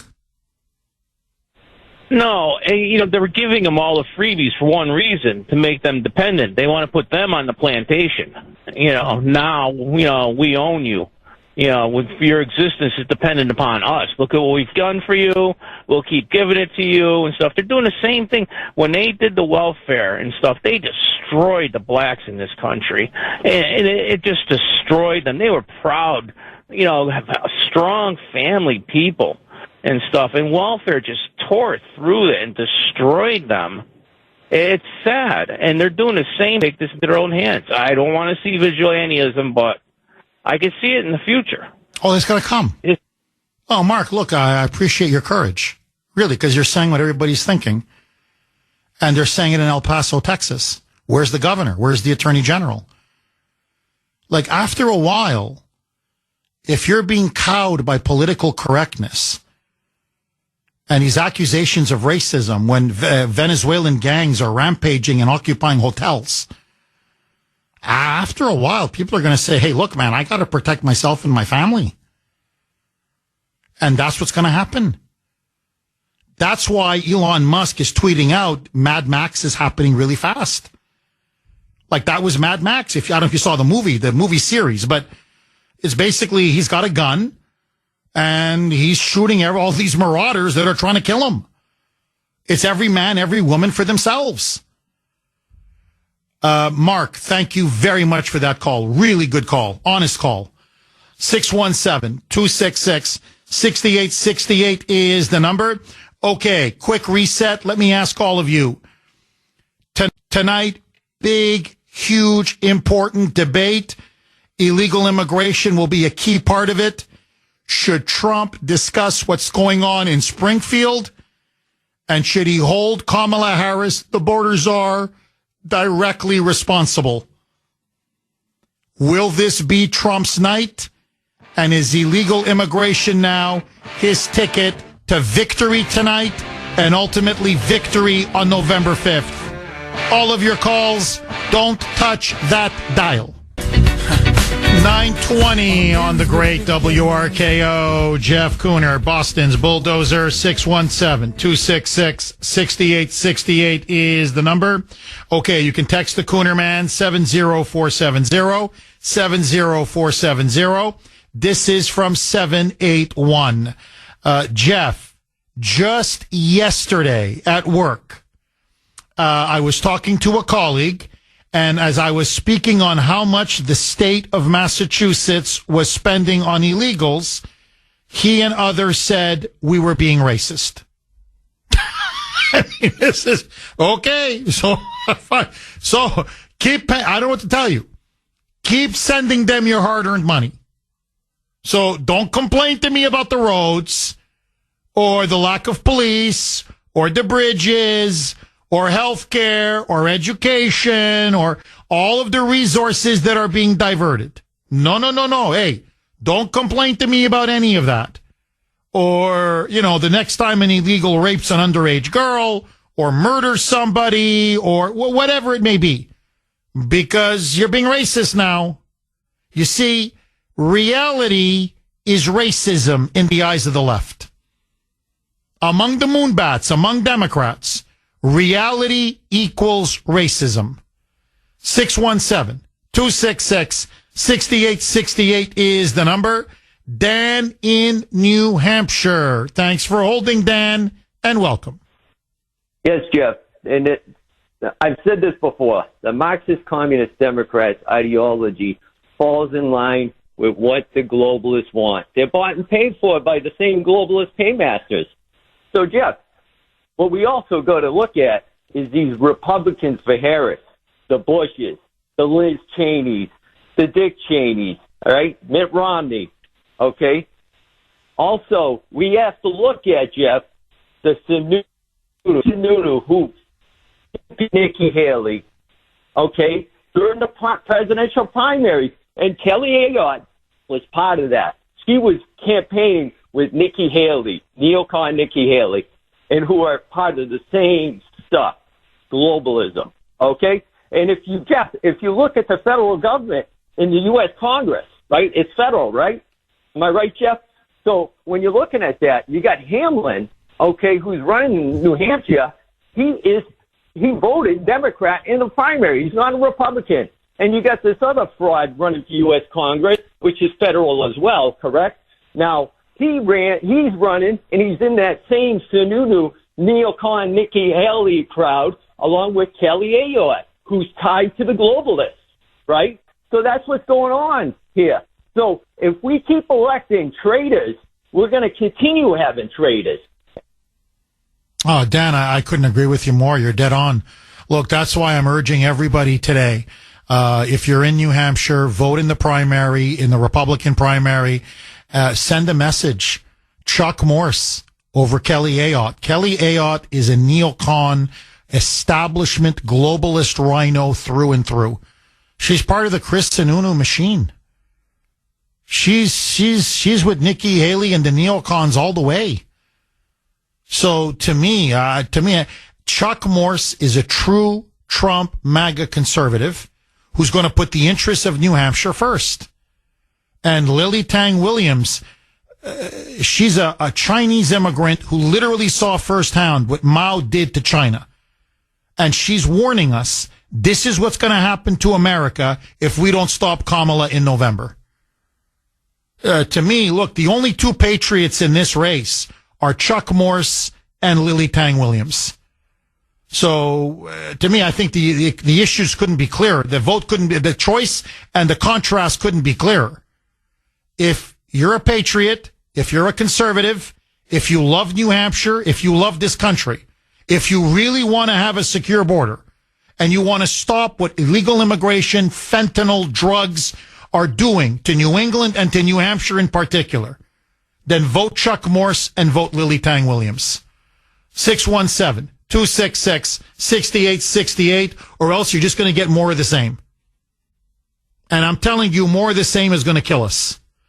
Larry in Plymouth. Thanks for holding, Larry, and welcome.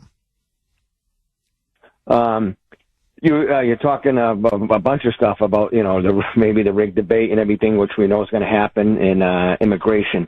Well, Trump is for immigration. He was a businessman, okay? He was going to buy a Fortune 500 company, a construction company in Massachusetts, all right? You can ask his people this, all right, in the 80s. And he came in and he looked and he seen, okay, let me check this company out. And he seen that there was politicians involved in it. And he thought about it, and he said, I'm not going to buy it because there's too much corruption. But he's always wanted immigrants. They're in the trades, Jeff. I mean, you go to any carpenter, plumber, labor, they're in the trades. That's what built the country. You know this. You've talked about it. Oh, no question. No, look, Larry, Trump's mother is an immigrant. His own mother, like my mother, is an immigrant.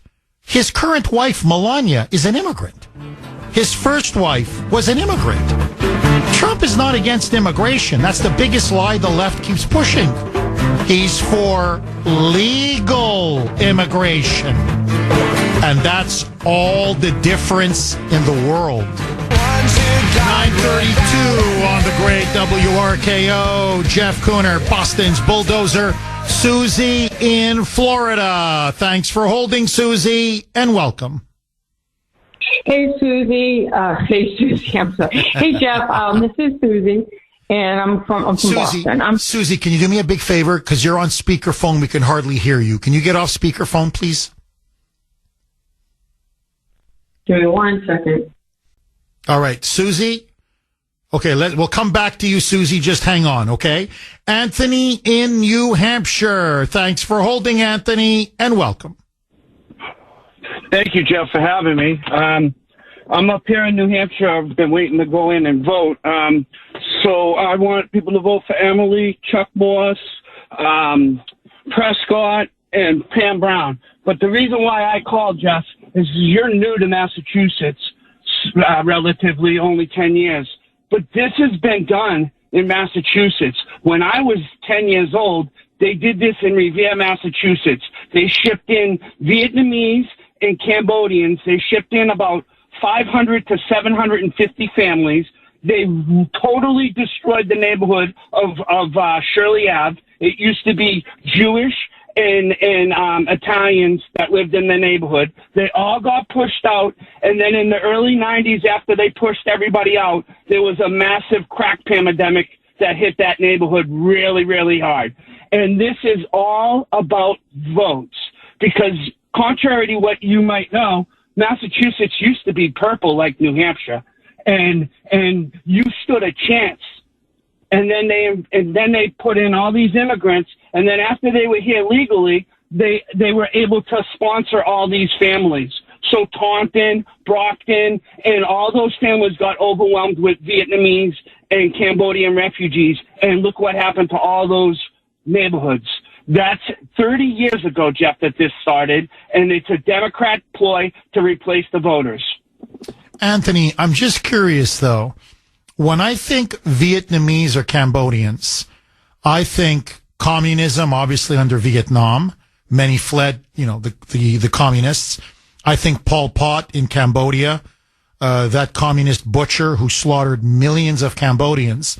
So I would think that Vietnamese immigrants and Cambodian immigrants would be anti-communist and therefore natural allies of the Republican Party.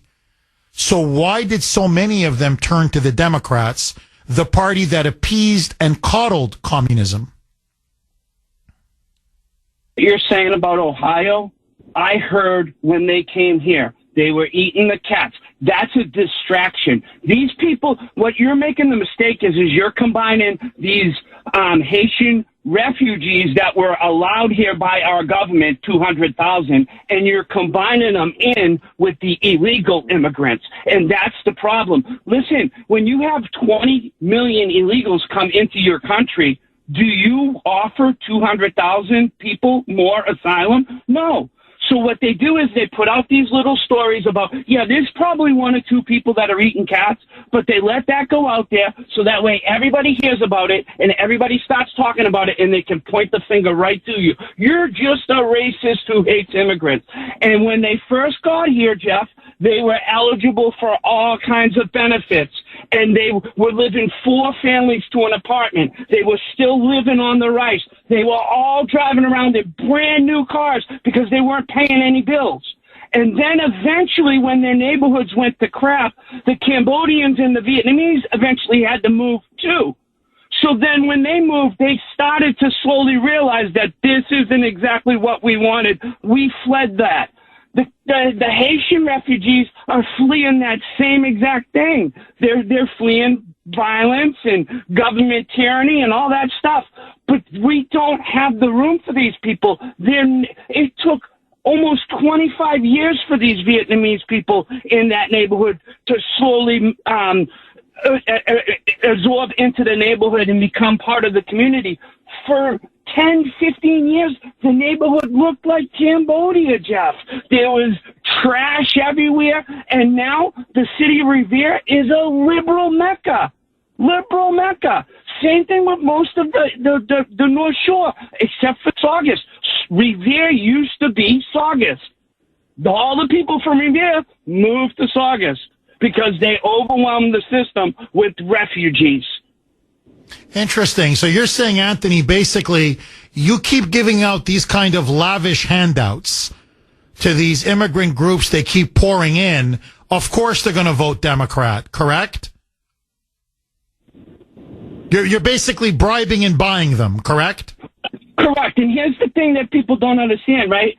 Is we're not talking about illegals, people. We're talking about 200,000 people that our government said it's okay for you to come on in. So now it's okay eventually for you to vote. So like in Cambridge, if you are a Haitian immigrant that was let into this country by Biden and Harris, you can vote in Cambridge. And guess what? If the Democrats can overwhelm the local elections, people, that's where the Farm League starts. That's where you begin to get your credit. And if you're never going to be able to hold a town office or any type of town position because you've been overwhelmed by illegals, you're never going to run for that higher office like governor or congressperson or senator because you're never going to get anywhere. Interesting. Anthony, as always, thank you very much for that call. Okay, we reconnected with Susie in Florida. Susie, thanks for holding and welcome.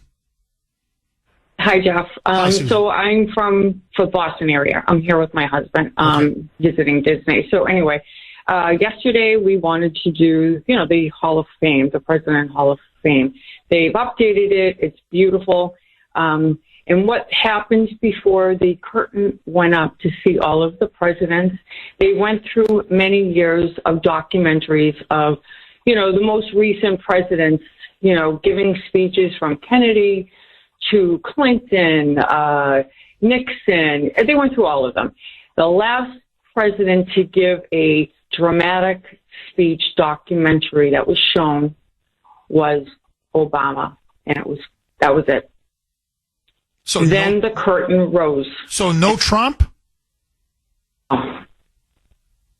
No.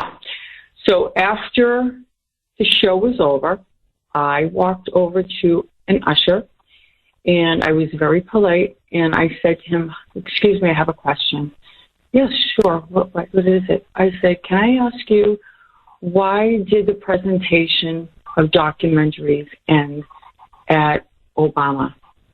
And he said to me, "It's a very interesting question. I get that question asked to me every day, all day. I can't answer you, but God help us. I hope Trump gets in." So it's obviously coming from upper management. It is. To me, honestly, Susie, I got to tell you, it's just... I'm not trying to be disrespectful to people, but the stupidity of these liberals and Democrats, to me, just knows no bounds. because he's right. God help us, Trump has to win in November. You know, and this is what I told Grace last night, and you may agree or disagree, Susie. You know, I remember really, okay, you prefer one party over another, but in the end, there's going to be stability. You know, it's okay, fine, one party's better than the other. But in the end, we'll still be okay as a country. But now, it's become, you know, either you vote Trump or it's suicide. Well, I mean, this is not healthy for our country. It's, you know, how can you possibly vote for Kamala Harris now that we know everything about her and everything that she wants to do to our country? How could anybody in their right mind possibly vote for this fraud, charlatan, and left-wing lunatic? I mean, do you have a theory there, Susie?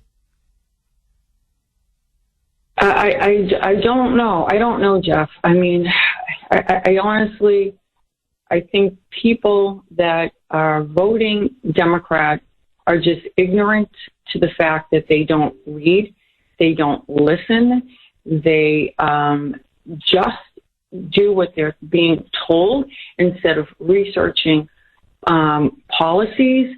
You know, this woman is running on policies on the things that she already broke. Why is she going to try now fix something that she's broken over the past 3.5 years? What's new? Nothing.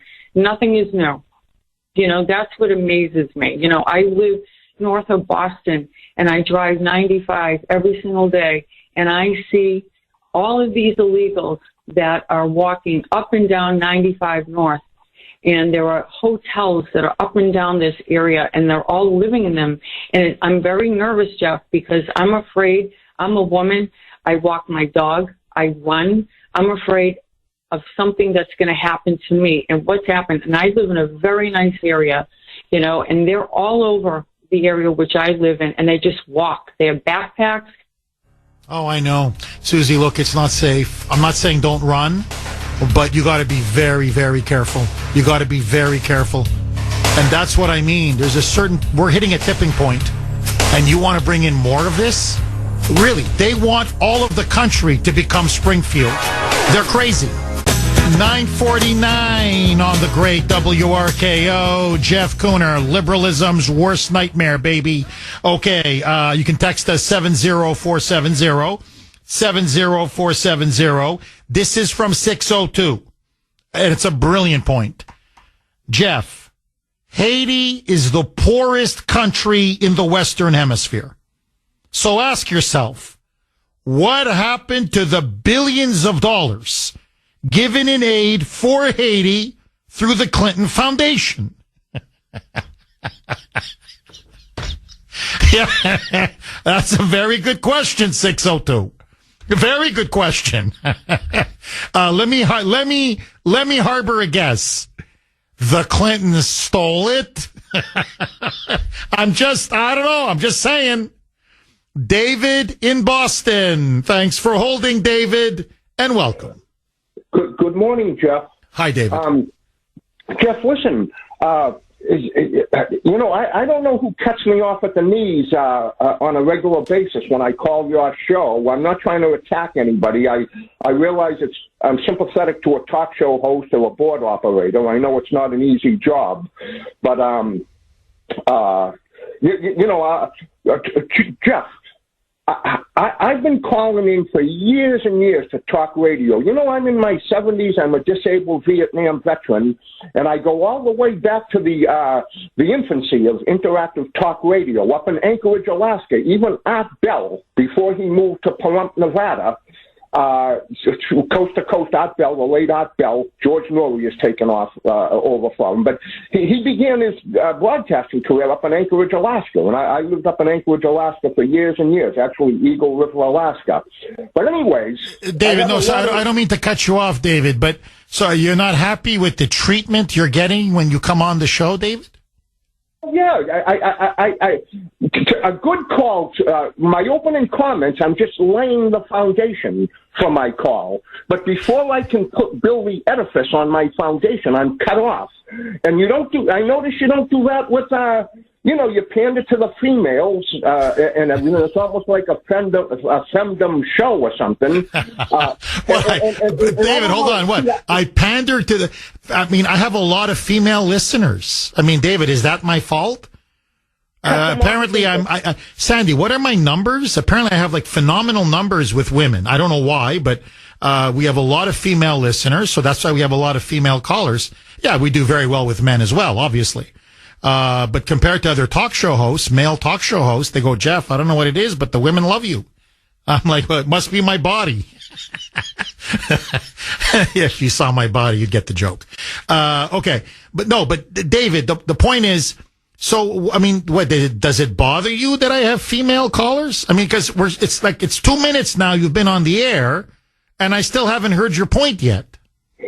My point is a question. Who's chopping me off the knees? Is it you or is it the board operator, Sandy? Well, I don't chop anybody off at the knees. It's either Sandy or it's Mike, David. The people in the control room are the ones who decide who's on and who's off.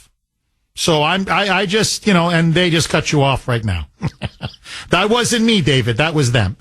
Kathy is another female caller. I'm pandering to the females. Kathy in Danvers. Thanks for holding, Kathy, and welcome. Hi. How are you? I'm good. How are you, Kathy? I'm great. Before the debate tonight, I would hopefully like to change just one person's mind that thinks that Trump's not good for the country. Kamala Harris has her motto, New Way Forward. I see it. She says it.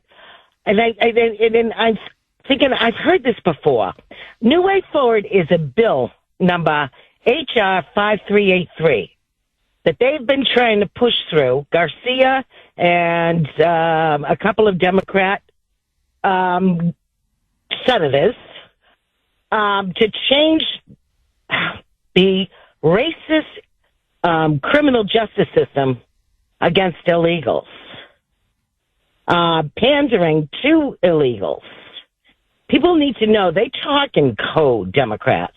New Way Forward, everybody's saying, oh, how wonderful. But there's a legit bill in there that they can't get past, Biden, saying that they want 5-year immunity for illegals. They want to change how local police can question how a person if they're illegal. They want to arrest down on illegals so it's not so it shows low crime. It's an amazing bill, and everybody should read it before they go and vote. Oh, there's no question. Oh, you're completely right. But look, Kathy, you're right. But let's just, in the open, forget what they're doing in the shadows. And you're right. You're completely right.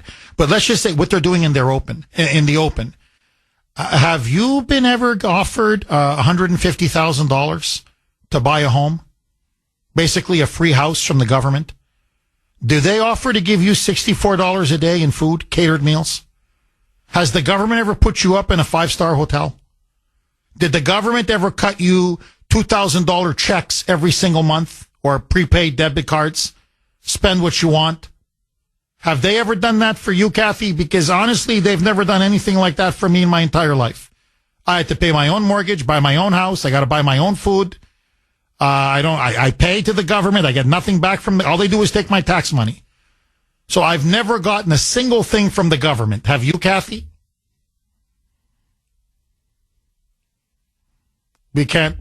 No. So you won't let Kathy answer the question? This is unbelievable. Unbelievable. And Mike, I got to tell you, man, you're starting to turn into the Mussolini of talk radio here. He says we're out of time. You love the power. You get off on the power. Okay. Look, I know what her answer is. Okay. Like you and me, we never get anything free from the government. All we're asking for is treat us like an illegal.